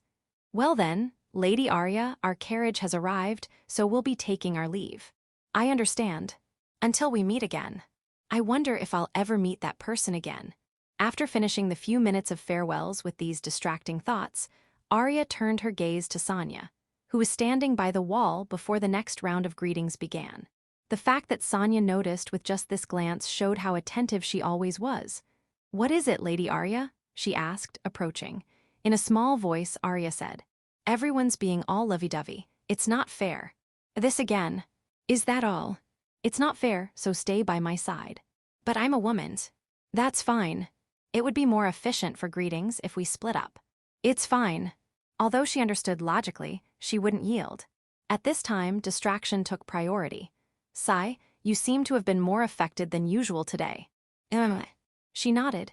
If only I could have met that person again, or at least found out who he was, I wouldn't be feeling so conflicted. She drooped her shoulders inwardly, reflecting on the choices that led to her regret. However, it wasn't all negative. Today's banquet had truly been enjoyable. There had been a very positive outcome. To know that there was a gentleman who accepted her true self. To know that there were gentlemen who, like her, didn't hold typical noble thoughts. This was something to be truly happy about, something she could genuinely feel pleased about from the bottom of her heart. Hee hee. What's the matter? You suddenly started laughing. Oh, it's nothing. I find that hard to believe. As Arya brushed off Sonia's retort with a smile, new participants approached to bid farewell. I'm sure I'll have a really nice dream tonight. The fact that she could switch her mood so quickly was because she was in such high spirits. I hope I can really meet him again someday. With these thoughts in mind, Arya's eyes softened. Chapter 6, The Dinner Party Part 5 Thoughts. Phew, that was scary. I felt some killing intent. Of course you did. You took 2 people away at once. This will make you even more disliked by others. It's unfair that the person who enjoyed the situation the most isn't disliked. I definitely saw you smiling, Alina. Oh my, are you sure you weren't imagining things? The moment those teasing words were thrown, a cool breeze swept through their bodies. This place, where they could feel the night wind and view the starry sky and gardens, was a balcony on the 3rd floor of the mansion. Normally, it would be off-limits, but Alina's presence allowed them access. Thank you so much for earlier. I never expected you to extend such a formal invitation to me. What? Luna, are you teasing me too? Since you helped me, I would never do such a thing. Spoken in a monotone voice, or rather, an overly calm voice. Embarrassment welled up inside him. The formal invitation referred to the act of extending a hand. However, you should have known that I would gladly accept your invitation, so there was no need to do it the same way as the others. Knowing him, he probably thought, what if she refuses? Isn't that right? Luna, were you embarrassed? Because Byleth was clearly embarrassed. But it became a very good memory. I was able to experience a scene I like from stories. See, can we stop talking about this? I think that would be good. Yeah. Alina and Luna sat in chairs provided on the balcony. Byleth, who had been facing these two, stood up and placed his hands on the stone wall. I can't believe they're bringing up that moment. He turned his back because he didn't want them to see his blushing face. Anyway, I wonder if she was all right. I managed to make eye contact, but we couldn't really talk. Don't worry about that. I've informed the house staff about our location, so she should have been notified by now. Oh, thank you. That's a relief. You're the same as always. Despite usually being mischievous, you can be quite kind in these situations. The "in these situations" part is unnecessary.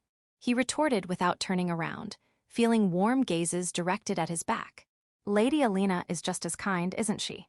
Hi. Because you tried to help me, your promise with.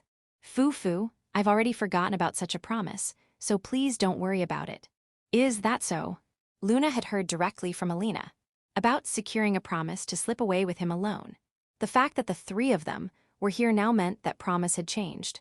Seeing the unchanged demeanor of the 2, it was obvious they had discussed this before helping her.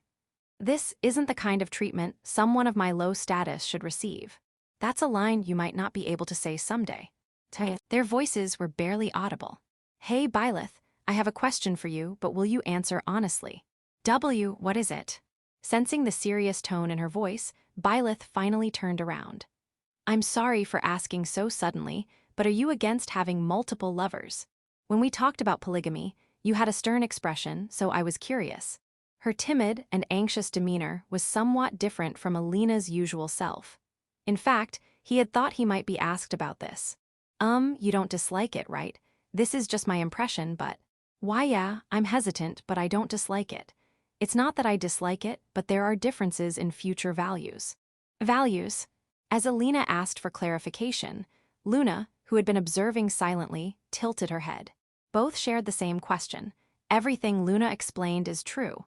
Really, everything. At this moment, Byleth unconsciously made a stern expression. Wives in a polygamous system are basically rivals. Whether they can gain an advantageous position in terms of inheritance and status depends on the number of children they bear, the abilities of those children, and how much benefit they bring to the family name. By competing with each other, the wives further increase their power. These were the 3 points. Of course, I understand that it's rational and leads to prosperity, so it can't be helped, but... At this moment, the image of Arya, who continued to sing for the audience even with a sore throat, floated in his mind. He imagined Arya struggling due to inflexible schedules. I wasn't the type to think so calculating like that. I just wanted to keep things the way they were. It was selfish, he knew, but that was the kind of world he came from. Bringing his own values into this world might be wrong. But this was one thing he just couldn't shake. Unless people understood, they wouldn't be able to step into that kind of mindset. So, to summarize, by making inheritance and family roles equal, you aim to eliminate any sense of rivalry, correct? Luna, with her sharp mind, always managed to turn complicated explanations into something easy to understand. Something like that, I know it's not realistic, but if we could live without being so focused on such calculation. It's a plan that suits you, Byleth, but others might not get it. Yeah, probably. In the end, if there's no competition, the biggest advantage of polygamy is lost anyway. Haha, power is important, but I don't need to aim higher than this.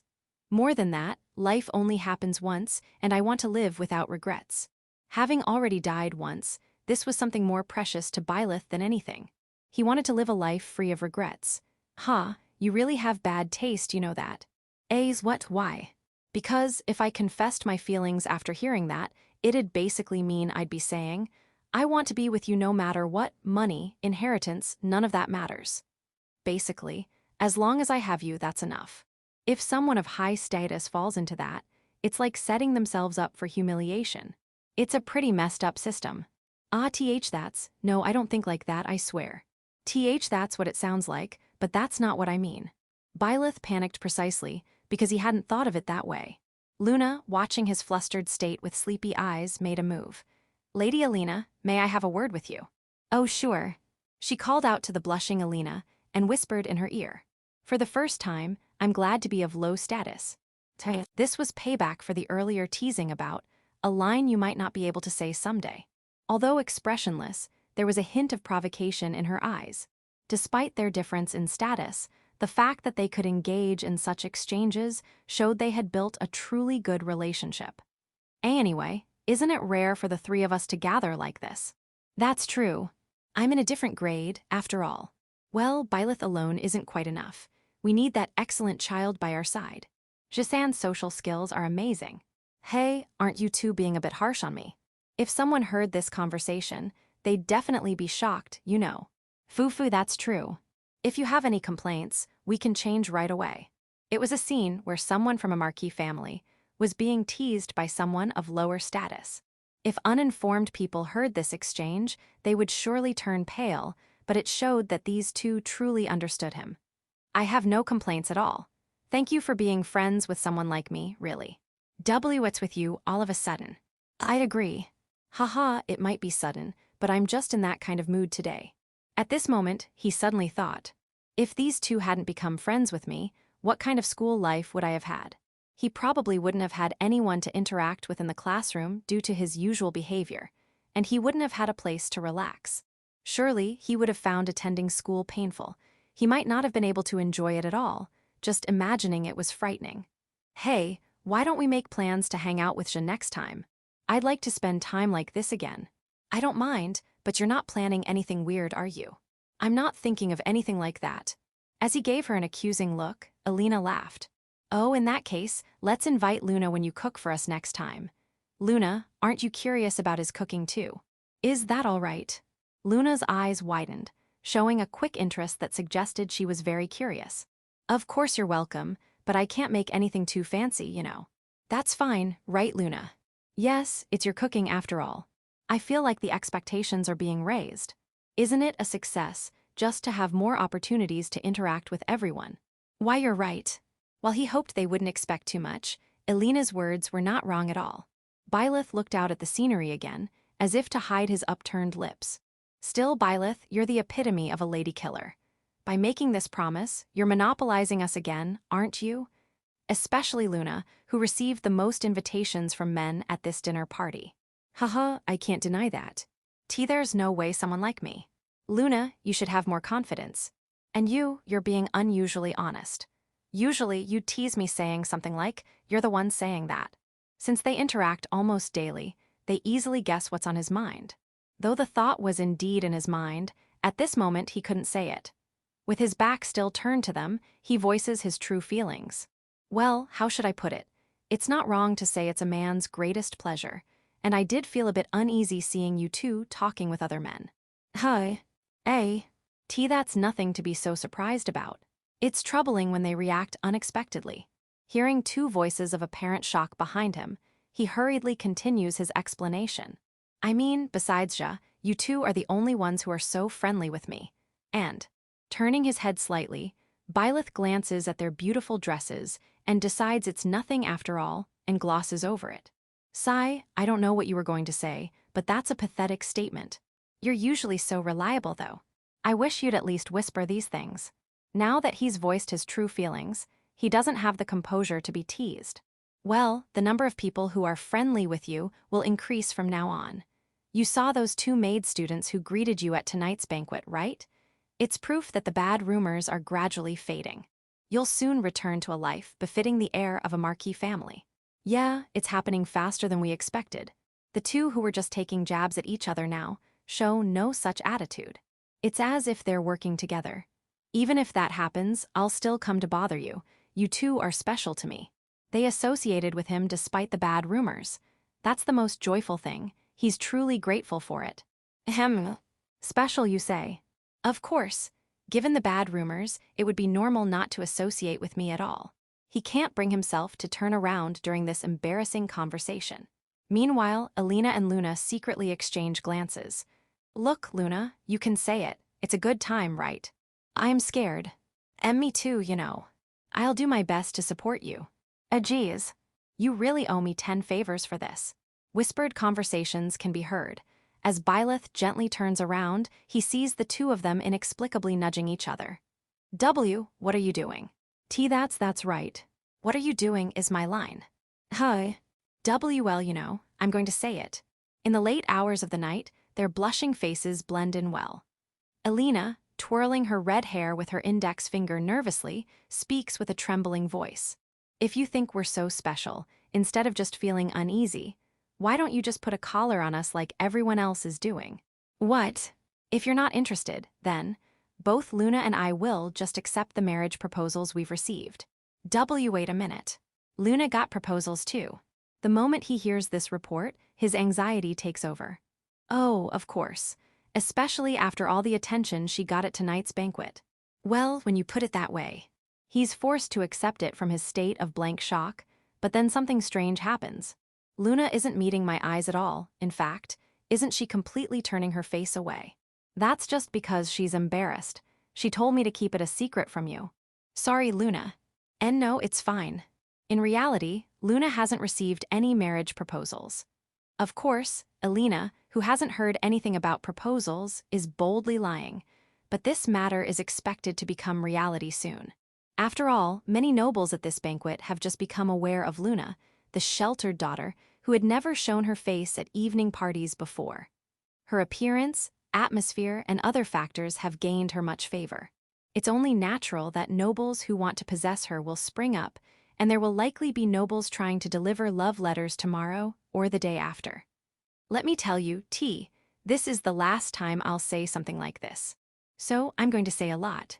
For Alina, who's always been on the receiving end of confessions, saying something like this is a first. This courage isn't something she can muster many times. With a trembling voice, she continues to speak. Byleth, you're really not like a noble at all. You're weird. Despite your high status, you're too passive. You're too considerate. Some noble-like behavior is necessary. Luna's right.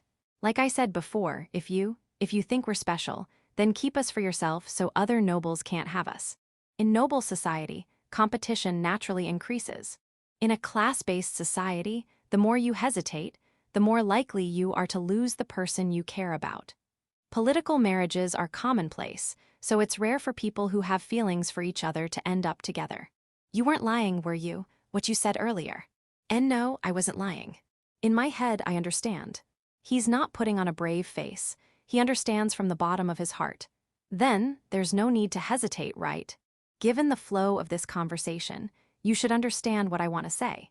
Questioned by Alina, Byleth's head was on the verge of overloading. Palpitations, confusion, nervousness. A jumble of mixed emotions assaults him. The silence, where only the sound of the wind can be heard, continues for a minute or two. They wait patiently for Byleth's response, feeling their heartbeats throughout their bodies. Elena, can I ask you just one thing? What is it? Elena, did you choose me for my personality or my appearance?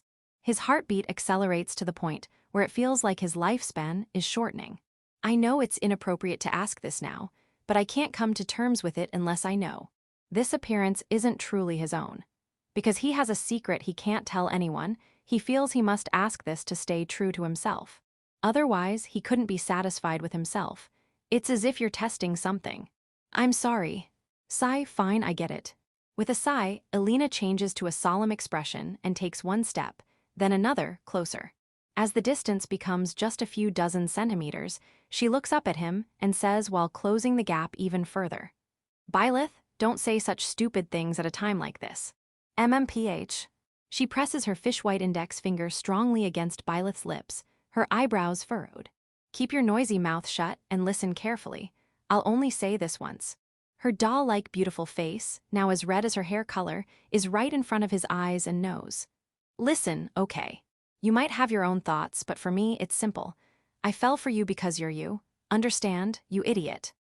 It's nothing more and nothing less than that. I just like you for who you are. That's why I'm expressing my feelings now. Her trembling finger, her defiant face. Elena, who shouldn't know about his reincarnation, accepts him because it's you. It was a statement that dispelled the lingering doubt in his heart. So, I'm not saying anything that should trouble you. I'm just saying you should go out with me, that's all. Emma. His mouth is still covered, and he can't speak yet. If you can't shake off the feeling of friendship, then I'll just make you fall for me. You have no complaints about that, right? So, go out with me. With me. Her index finger gently moves away. Elena's eyes, looking up at him, were moist as if she had used up all her courage. Come on, say something. You can speak now, right? Really, because it's me, not because of my face or anything. That's what I'm saying. Besides, I wouldn't fall for someone just because of their face. Haha, I see, so that's how it is. I'm really happy. There was a slight put-down, but he didn't mind at all. It was the moment when the doubt in his heart disappeared. Well then, nice to meet you. Elena. From now on, there might be some inconveniences as lovers. Yes, of course. The more they make eye contact, the more embarrassment hits them, but the happiness outweighs it. Have you forgotten that I'm here? Ow. Needless to say, they had created their own little world. Startled, they both turn around to find Luna with a half-lidded expression. Anyway, congratulations. Thank you. Thank you, Luna. Well, as much as I hate to leave, I have some business to attend to in the hallway. Isn't this too soon? Leaving us alone in this atmosphere. As if understanding Byleth's thoughts, Elena says as she turns her back. It's fine, isn't it? Someone here apparently can't break out of their shell unless they're alone. Placing her left hand on Luna's shoulder, as if to indicate that someone, Elena whispers in her ear. The embarrassment is only for now. You're my rival, so gather your courage just for this moment. As if giving her one last push of courage, she squeezes tightly. And so, after Elena left the balcony, a long silence engulfed the two. Until now, it was Elena who had been leading the conversation. Naturally, with her gone from the scene, this is what happens. To break this awkward situation, someone needs to take on that role anew. Byleth tries to lead the conversation, racking his brain, but it's the usually quiet Luna who takes on that role first. Placing her hand on the stone wall of the balcony, she stands next to him and begins to speak. Byleth Saintford, you've got yourself a lover to be proud of. Haha, thanks to you all. He looks so happy, and a bit embarrassed too. Perhaps it's because he heard words that confirmed reality. There's something I'd like to ask. Yes. When did you realize Miss Elena's feelings for you? It wasn't just at that moment, was it? Why you're asking that? I'll keep it confidential. He looks defeated, but it's something I couldn't help but wonder about as I quietly watched. It's also a way to keep the conversation going. Well, I didn't notice at first, but when I visited Elena's house, there was a scene similar to the description in the romance novel Luna recommended to me, and that's when I thought maybe. I see. It's pathetic to realize it from fiction, haha. That's just like you. He has a somewhat complex expression, but for Luna, it was a delightful answer. From the bottom of her heart. So, I indirectly became a bridge between Miss Alina and you, didn't I? Why yes, thanks to you, Luna. Hearing that makes me very satisfied. Why is that?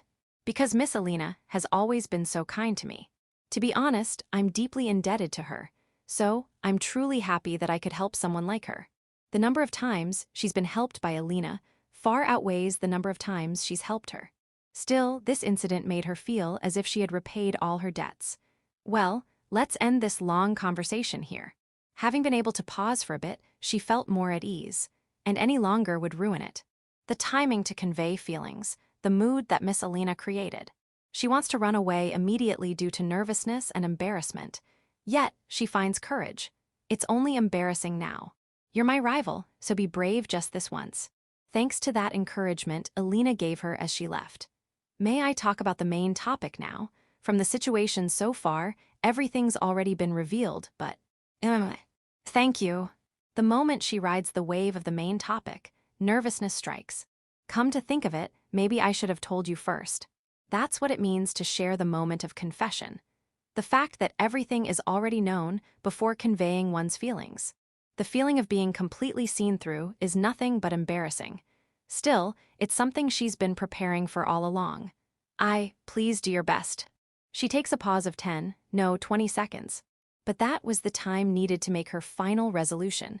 I'll talk about the main topic now. Okay. Did you finish reading the romance novel I recommended? The one I asked you to please finish reading before the dinner party. Of course, I read it properly. Personally, I think I enjoyed that book the most among the recommended ones. The descriptions were realistic, the expressions were literary, and I could empathize with it. I'm glad to hear that. This time, the book she recommended to him was a story about a relationship developing by sneaking out during a dinner party. A story dealing with class differences. The high-ranking, oblivious, and kind noble man didn't confess his feelings to the lower-ranking noble woman he fell in love with. That was because he didn't want to create a situation where she couldn't refuse his confession due to the large class difference. Because the male noble believed that unless it's mutual love, neither can be happy. Just like Byleth Saintford, the lower-ranking noble woman also couldn't express her feelings for the same reason. Although she was also in love, the large class difference prevented her from even conveying her feelings. So that noble woman said this. Lord Byleth, the stars are beautiful tonight as well. Word for word, without mistake. On days like this, my heart feels very warm. The male noble in the story couldn't understand the intention. However, anyone who has read that book would understand. In that book, the stars are beautiful tonight as well means, today, as always, my great feelings for you are spreading. On days like this, my heart feels very warm means, being by your side makes me happy. Foo-foo. Having said what she wanted to say, Luna awkwardly smiles. To act exactly as described in the book. With the implication of you're too oblivious to understand, aren't you? It's a melancholy statement implying that she can't express her feelings to someone 2 or 3 ranks higher because of her low status. The reason she can't express it directly is the same as in the story. It's the rule of this world.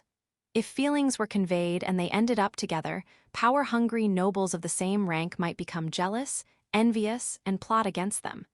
If they didn't end up together, rumors of her being an impertinent person who doesn't know her place might spread. Lower-ranking nobles are not supposed to even express their feelings. However, it's a different story if there's someone to protect them. It's a different story if they have the resolve to think, whatever happens from here on. My face feels like it's on fire. This is the first time in her life she's mustered up so much courage. He's wide-eyed, seemingly organizing the situation in his mind and saying nothing, which was convenient. Because just having this conversation is pushing her to her limits. I haven't been forced by Miss Alina. I'm expressing this of my own will. I think that should be clear from this. She's never done anything like this before. Luna removes her hand from the stone wall and takes a step or 2 back. Her face, which she knows is flushed to the point of needing water splashed on it. Her ears and neck, which she knows are bright red. This is my feelings. Selfish and impertinent feelings from someone who doesn't know her place. Luna. Her hands unconsciously clench into fists and tremble greatly. I'm not as charming as Miss Alina. I can't say things like make me yours. I don't have high power or status. Someone like me with no merits shouldn't be making requests. Exposing all her vulnerabilities, she continues with, but, B because I love you. Her voice is barely audible, but she managed to say it. However, she's at her limit. So, I want the right to stay by your side in the future, the right to receive your affection. For that, I'd give you freedom over me from head to toe. She lowers her head. Even with these conditions, is it difficult? Like Miss Alina, I feel this way because it's you. It's coming through clearly. Thank you so much, Luna. Is that so? It's coming through. The moment she hears those words, her heartbeat intensifies even more. Because it's time for the answer. Byleth Saintford, it might be presumptuous, but could you give your answer as it was in that story? This is the last time I'll muster up so much courage. Luna approaches Byleth, places her trembling hand on her chest, and stands on her tiptoes. If I'm rejected, I'll leave this place, but if he accepts. She raises her face and slowly closes her eyes, enveloped in silence. How long did this heart-pounding time continue? Just as she was about to open her eyes in anxiety, a soft touch gently brushed against her cheek. Feeling the soft touch on her cheek, she instinctively puts her hand there. Why not on the lips? Luna says to him, who's looking away embarrassedly, because it wasn't how the book's development went. Because you said so, Luna. When we first went around the shopping district together, you said, kissing is for after coming of age. You were trembling, so I thought you might be scared. Don't force yourself and take care of yourself. After all, you're becoming my lover. He says, scratching his head as if treading carefully. This is why he. She does remember saying something like that. She's happy that he's being considerate. She's not dissatisfied with just a kiss on the cheek. However, she said it that way because she wanted it on the lips. Her body was trembling just because she was nervous. She wasn't reluctant or forcing herself at all. She was just really inexperienced. I can say this because we're alone. I love you, Luna. Her breath catches, and her face instantly heats up. She reveals an expression she usually doesn't show. She never thought he would say something like this. Indescribable emotions welled up, and she felt as if the restraints on her heart had been released. She was at her limit. Byleth Saintford, please lower your waist a bit. My waist? You mean like half squatting? Yes. Because he's oblivious, because he's kind, it makes it easier. With him lowering his waist, the significant height difference disappears. To her lover, who moves obediently with a question mark floating above his head, I love you too. She wraps her arms around his neck and presses her lips against his. Pressing strongly, no matter how long it lasts, it's never enough. So long that it becomes hard to breathe. I am not pushing myself too hard, please, just understand that. Okay. Watching her respond while covering her mouth, Byleth recall what he's done. Enveloped by a feeling of happiness, Byleth feel my body relax, but Byleth can't show such a pathetic sight. To cover it up a little, Byleth turned my gaze towards the view from the balcony. Luna's eyes catch something unexpected. The Paranmol family's coachman, with his eyes bulging out and jaw dropped wide open. The downside of a balcony with a good view had finally shown itself. Section? Hey, you, what on earth did you do to Luna? She ran down the hallway with her face bright red. Well, something you can't say, huh? Well, I can pretty much guess from the way Luna was covering her mouth. Right after feeling something soft touch his lips, before he could even savor the moment, the situation changed dramatically. When he made eye contact with the Paranmol family's coachman who had come to pick up Luna. The last words she left were, I'll go explain. Let's meet again at the academy. It was right after that. Elena came out to the balcony to check on the situation. Well, I won't pry any further, for Luna's sake. What about for my sake? You're the exception. How harsh. You'll need to become stronger in various ways from now on. After all, you're going to be in a leadership position in the future. Even though the relationship has changed, Elena remains as strict as ever. As if sensing Byleth feelings, she tilts her head with furrowed brows. Please don't come to dislike me, okay? I still haven't quite grasped how to handle this distance between us. It's all right. If anything, I'm the one who needs to work hard not to be overwhelmed by love. Elena responds with narrowed eyes, as if biting down on her words, then changes to a brighter tone to shift the topic. Oh, right, belated congratulations. It seems you've managed to start dating Luna as well. Ah, thank you. You can tell her. Luna was so flustered, she could only manage a brief goodbye, but I could tell from the atmosphere. I see. It feels a bit strange to be congratulated by you, Alina, on getting another girlfriend. Are you saying you never thought you'd get so many lovers, being the feared person you are? Something like that. The strange feeling stems from having memories of a past life, but I keep this to myself. Still, things progress so quickly in just one day. It really did. I hate to bring up my own story, but I never thought I'd get an okay so easily. That's underestimating yourself too much. I was just trying not to be too conscious of it, but I was really drawn to you. If that's the case, you should have confessed your feelings earlier. Really. The topic of the recent confession. Perhaps Alina feels embarrassed too, as she avoids looking at Byleth.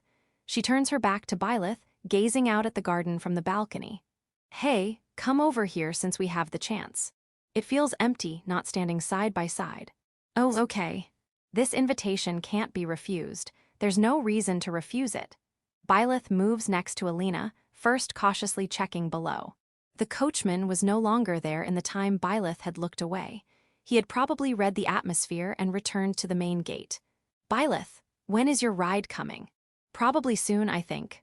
I told them to come later, but it's already getting late. Oh, is that so? That's a shame. Even this familiar scenery would be enjoyable to look at with you. Why you're teasing me again so quickly? Foo-foo, but it's the truth. Want me to show you proof? Can you show proof for words? Yes, this is the proof.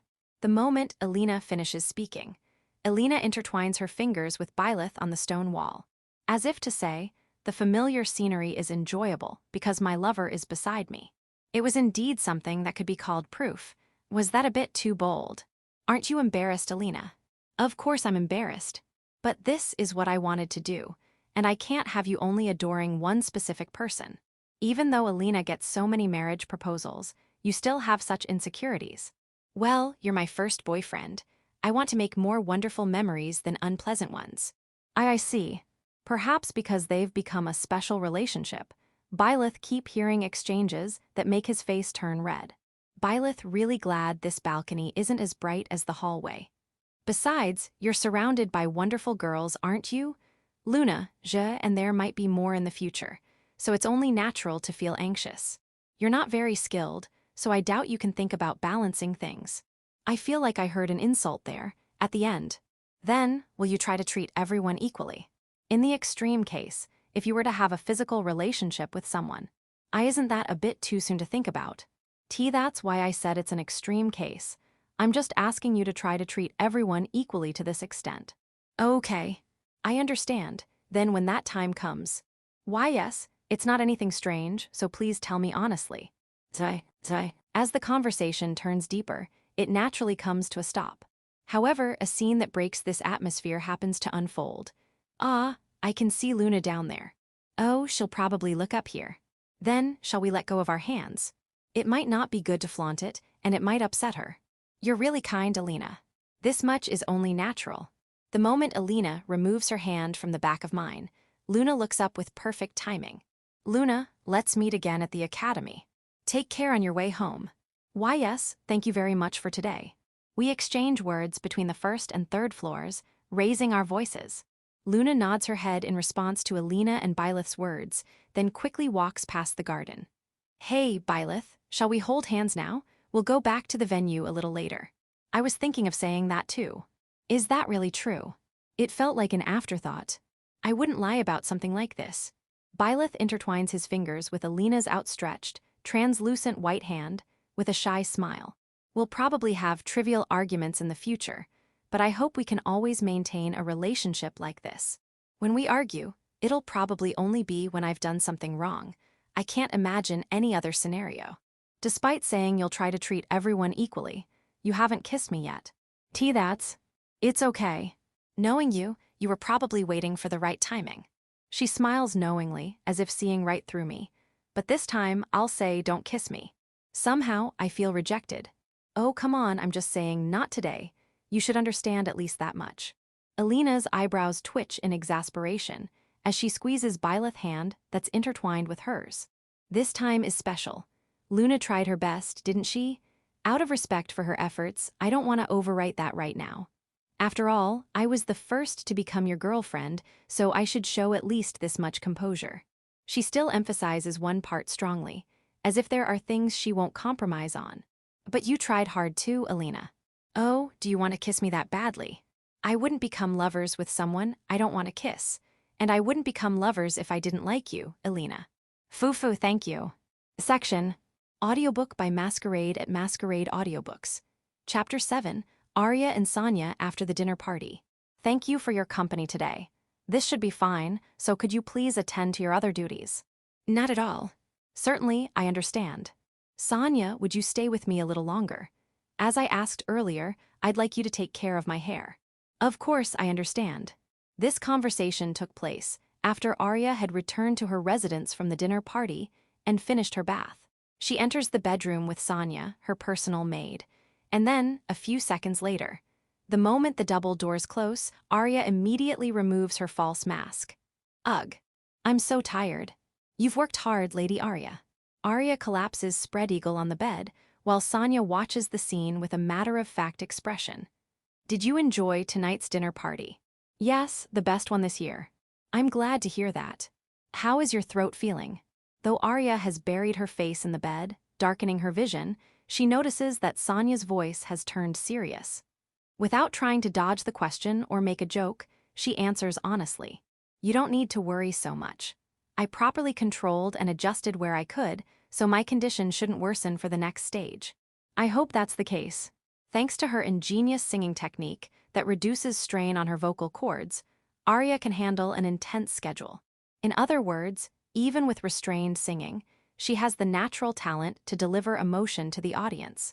Sonia's deepest wish is to be able to create a schedule that would allow someone with such talent to sing with all their heart and enjoy it fully. Now then, Lady Arya, please get up from the bed. I can't take care of your hair in that position. I want to sleep just like this. I won't let you sleep. He isn't going to cut it. Then carry me. If you don't mind being handled roughly. Okay. Arya seems to have had all her energy drained by the bed. Sonia pulls her legs forcefully, moving her lower body off the bed, then literally picks her up and sets her in a chair. This is only possible because Arya is small and light. More importantly, it's because of the considerable trust between the two. I'll finish quickly, then. Okay. Aware that taking too much time would be a burden on Arya, Sonia immediately starts grooming her hair with a comb. Just then, some belated questions are asked. Hey, Sonia, there are a few things I've been wondering about. Yes. Why are there wet towels placed everywhere? There was even one by the pillow. It's said to have a soothing effect on the throat by moistening the air. I've never heard of that before. We'll continue this for a few days at least. Also, starting today, you'll sleep with your neck warmed. I don't think such things will have any effect. Arya's lack of reaction, like, we're going to do this for days, is typical of her easygoing nature. As long as she can live her usual life, she basically doesn't care about the rest. And also, the tea there, it smells kind of strange. I mixed in some honey. It should have cooled down to a drinkable temperature by now. Honey. You put honey in the tea. Yes, I did. Do I really have to drink something so disgusting? Arya's face turns pale. In her world, even adding milk to tea is considered heresy. Putting honey in tea is beyond common sense, a combination that's not even within the realm of consideration. This is also said to have a soothing effect on the throat. It was quite a struggle just to find a tea that wouldn't become cloudy and would match the taste. I'll drink regular tea. I won't allow it. You must drink this. Arya fearfully picks up the cup and sniffs it, making a yuck expression. There's no way this has any throat-soothing effect. It's definitely a lie. Please finish it before I'm done with your hair. Are you serious? I am serious. If you really can't stand it, at least take one sip. But tea with honey can't possibly taste good. Despite her clear rejection, Arya slowly brings the cup to her lips. The driving force behind this action is her appreciation for Sonia's feelings and efforts in preparing this for her. She closes her eyes and takes a sip of the tea. Slowly rolling it on her tongue, tasting it, she swallows with wide eyes. And then, without missing a beat, she brings the tea to her mouth again. As a result, the cup is quickly emptied. Arya's next action is to pour more honey tea from the pot and silently continue drinking. Did it suit your taste? Why, yes, it's amazing. Sonia here. I'm fine, thank you. I've already tasted it several times while you were bathing. Sonia appears no different than usual, but her stomach is actually sloshing with liquid. But still, how did you come up with this idea? If such delicious tea is good for the throat. I couldn't come up with something like this. Huh. Arya freezes in surprise as the truth is revealed. Including the wet towels, everything this time was taught to me by Lord Byleth. He even allowed me to take credit for it, so if it proves effective, I might gain some recognition as well. But why would he? Lord Byleth was very worried. About you, Lady Arya. He was even prepared to stake his life if your throat condition worsened because of what he taught us. WW8. Arya needs time to process this unexpected name. Why would he be so concerned about me? Even when I last greeted him, there was nothing like. It must be because he was so moved by your singing, Lady Arya. And no, that's not what I mean. How does he know that I've been straining my throat? He wouldn't say such things if he didn't know, and only you should know about this, right? As Arya rightly points out, these actions wouldn't be taken without knowing the information about her strained throat. While her reaction is natural, Sonia responds just as naturally. With an expression that seems to say, "What are you talking about?" She opens her mouth. Didn't you tell him directly, Lady Arya? After you sang, I mediated between you and Lord Byleth for that reason. Wait. I told him directly. That's absolutely impossible.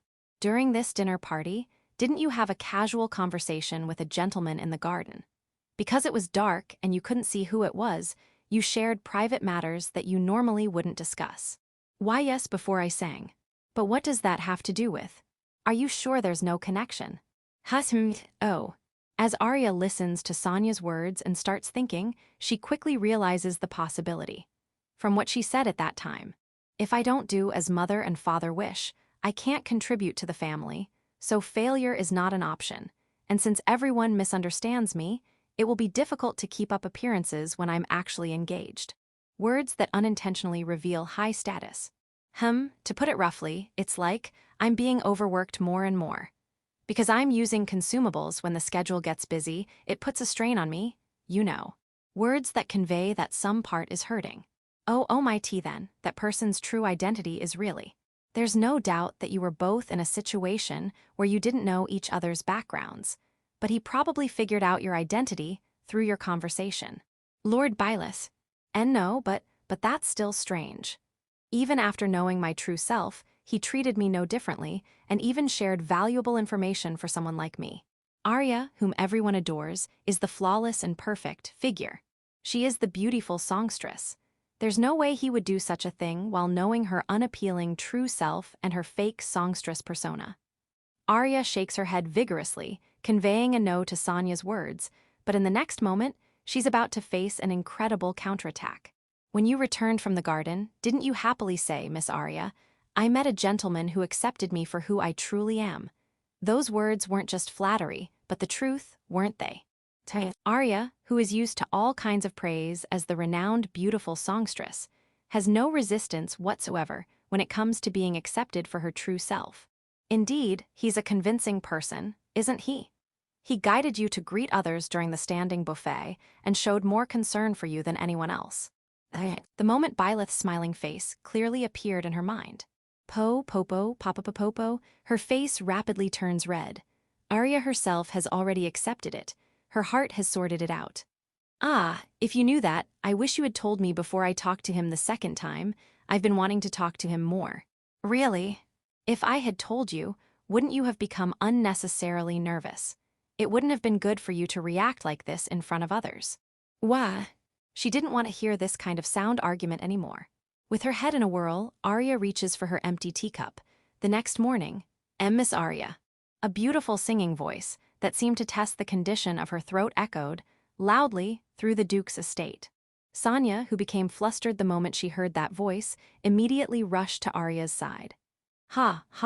Why are you singing, Miss Arya? You sang yesterday, so please rest your throat. This is no matter. It's only natural to express anger born from worry. To prevent the throat from deteriorating further, they take a vocal rest day if there are no plans the day after singing. That promise had been broken. What on earth are you thinking? Why are you doing something that will make it worse? But there are no buts about this. It's been a while since Arya was scolded this much by Sonia, but Arya has her reasons too. But my throat feels so clear, I just felt like singing right away. Huh. So I just wanted to sing a little. The one who broke the promise is 100% in the wrong. Arya has no excuses, but she experienced the rare sensation of having no discomfort in her throat. She thought, today I might be able to sing comfortably. She's always harbored the wish I want to be able to sing with all my might like I used to, because singing is what she loves most. What Sonia did really worked. The wet towel, the honey tea, resting while keeping my throat warm. There's no way it could have such an immediate effect. It's just your imagination. I wouldn't break a promise over imagination. Seeing her dissatisfied expression, Sonia understands. It really has had an effect. Even so, she doesn't let her guard down. Even if your condition has improved, you still need a day to rest your throat, right? There's a possibility of a backlash the next day, and your throat has been getting worse day by day due to overuse. But Sonia knows that even though Arya understands this in her head, she becomes stubborn when it comes to things she likes. If left alone, she would probably sing to her heart's content. As her personal maid who anticipates all her movements, Sonia uses the trump card she learned yesterday. Please consider Lord Byleth's feelings. He was worried about you, Miss Arya, and not only did he teach us this care method with the hope that you would get better, but he also transferred all the information about the treatment to us. If it's shown such quick results, it means Lord Byleth must have done extensive research. In other words, he gave us something that could have brought him more wealth and fame if released to the world, solely out of concern for you, Miss Arya. How generous of him. Moreover, he said he would stake his life if your condition worsened, don't you? How could you do this to the gentleman who accepted you for who you truly are? I am sorry. A simple sorry isn't enough for what you've done. Yes. The beautiful songstress covers her face with both hands, completely knocked out. She closes the window through which she had been singing and crawls into bed, sniffling. It's probably rare overall for a personal maid to openly criticize her mistress and praise another noble, but she's only stating facts. If you sing again, I will no longer cooperate with anything. This includes requesting for you to attend school outside of test days, Miss Arya. Why yes. Do you have any idea how difficult it is to arrange for you to attend school, even specifying the class? Because that school professes equality, it's not easy to arrange attendance. However, she was determined to make it happen no matter what. Until now, Arya had spent her free time in bed, living freely. Arya, who had said things like, I'd rather relax than go to school. The fact that she had such a change of heart was undoubtedly thanks to him. She says it's to ask him not to reveal my true self, but it's so obvious that Sonia wishes she would just be honest. First of all, someone who worries their family is not worthy of associating with Lord Byleth. Becoming close is out of the question. I'm just going to ask him not to reveal my true self. What are you saying about someone you're conscious of as a member of the opposite sex? Silence is affirmation, and this reaction is actually pleasing. The current situation where Arya is being used for profit to gain advantages in inheritance and status. Even though she negotiated with the lady of the house to alleviate this situation, she would be fired if she did the same thing again. Compared to the current environment, that makes one sigh. Lord Byleth, the eldest son of the Marquis family, who is tolerant and full of kindness, doesn't prioritize power in a good way, and shows understanding even to Arya. Although Sonia is indebted to the Duke's family, if asked which path leads to a brighter, more enjoyable, and less troubled future for Arya, she would point to the latter without hesitation.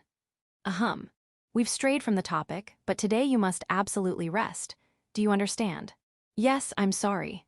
If you understand, then I'll let it go. Now, I'll prepare some tea with honey for you.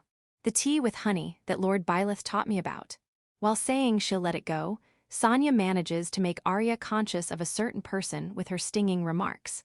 Of course, Arya isn't one to just take it lying down. So Sonia, you've taken that much of a liking to him. Yes, I like him very much. Though not as much as Lady Arya, who is planning to attend the academy just to meet him. However, she's completely outmatched. Unable to retort, Arya's eyes widen in surprise. Epilogue, Monday, 2 days after the dinner party evening banquet, the time when morning light peeks through the gaps in the curtains. MMM. As if that light serves as an alarm clock, Byleth lets out a heavy groan and slowly opens his heavy eyelids, seeing a blurry image. He sees a cute, surprised face up close. This is the bedroom. Only a limited number of people are allowed to enter. Yes, good morning. Yeah, good morning. While watching back away with a flustered voice, Byleth sits up in bed. I slept well. Yes. You seem to be sleeping very comfortably. You saw me in such an unkempt state. Still groggy from just waking up. Blushes at the sight of Byleth, smiling sheepishly with his bedhead. Thanks for trying to wake me up. And no, not at all. Wait, if you were trying to wake me up, did I oversleep? Byleth had always woken up, before came to wake him until now. Struck by a sudden chill, his mind clears up and he quickly checks the clock, only to find he's up earlier than usual. Did I have any plans scheduled for today? Just the academy. We didn't have any particular business at the academy, right? And no. Byleth tilts his head in confusion, while breaks out in a cold sweat. Her pride as a dedicated maid compels her to answer honestly, but raising doubts only puts her in a difficult position. Then, why did you come to wake me up? You wouldn't do something like this without a reason. Lord Byleth, please allow me one explanation. Explanation.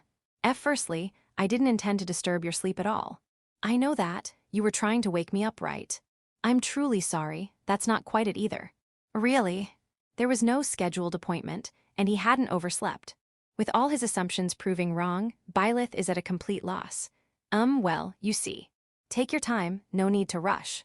Fidgeting and averting her gaze, she seems to be having a really hard time speaking. Trying not to pressure her, Byleth speaks gently, and Je responds in a tiny voice while hanging her head. I was watching your sleeping face. You were watching me sleep. Oh, of course, I've never done such an improper thing before. She exclaims with wide eyes, desperately trying to explain. This maid is already terrible at lying. The possibility of her making this up is 0%. But you see, just like Lady Alina and Lady Luna, I've also become Lord Byleth's lover, so. I see, right.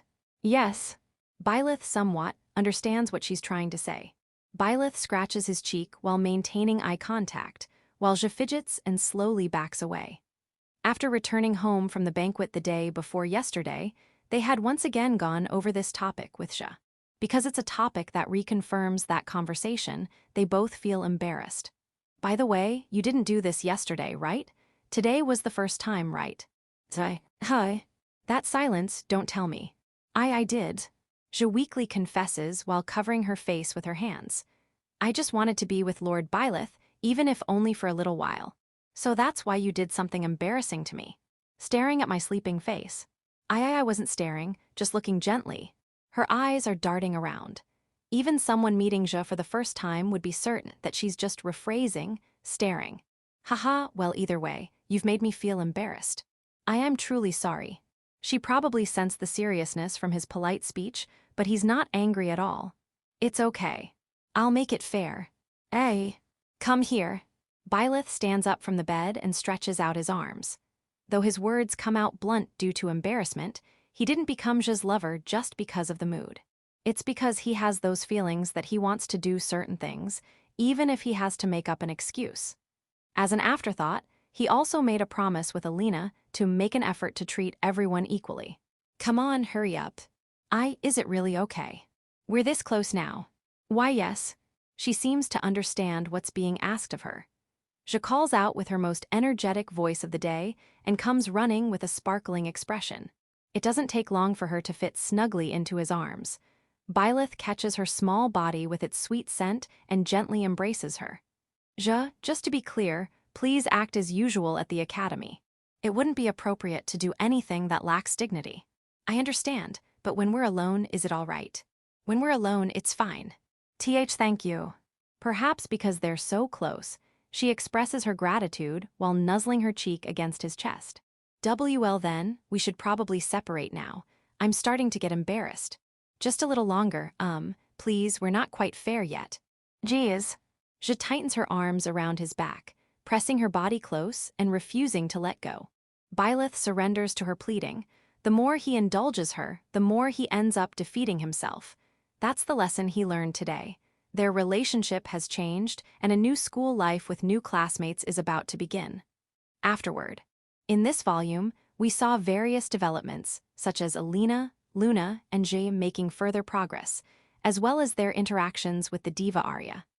As we approached the latter part, I feel we were able to show exchanges with a different atmosphere compared to before. I would be delighted if you enjoyed it. Regarding the future, as the relationships have changed, I think there will be more sweet developments with each character. Now, hoping to see you soon, I'll conclude this afterward. Once again, thank you very much for reading. End of Volume 3.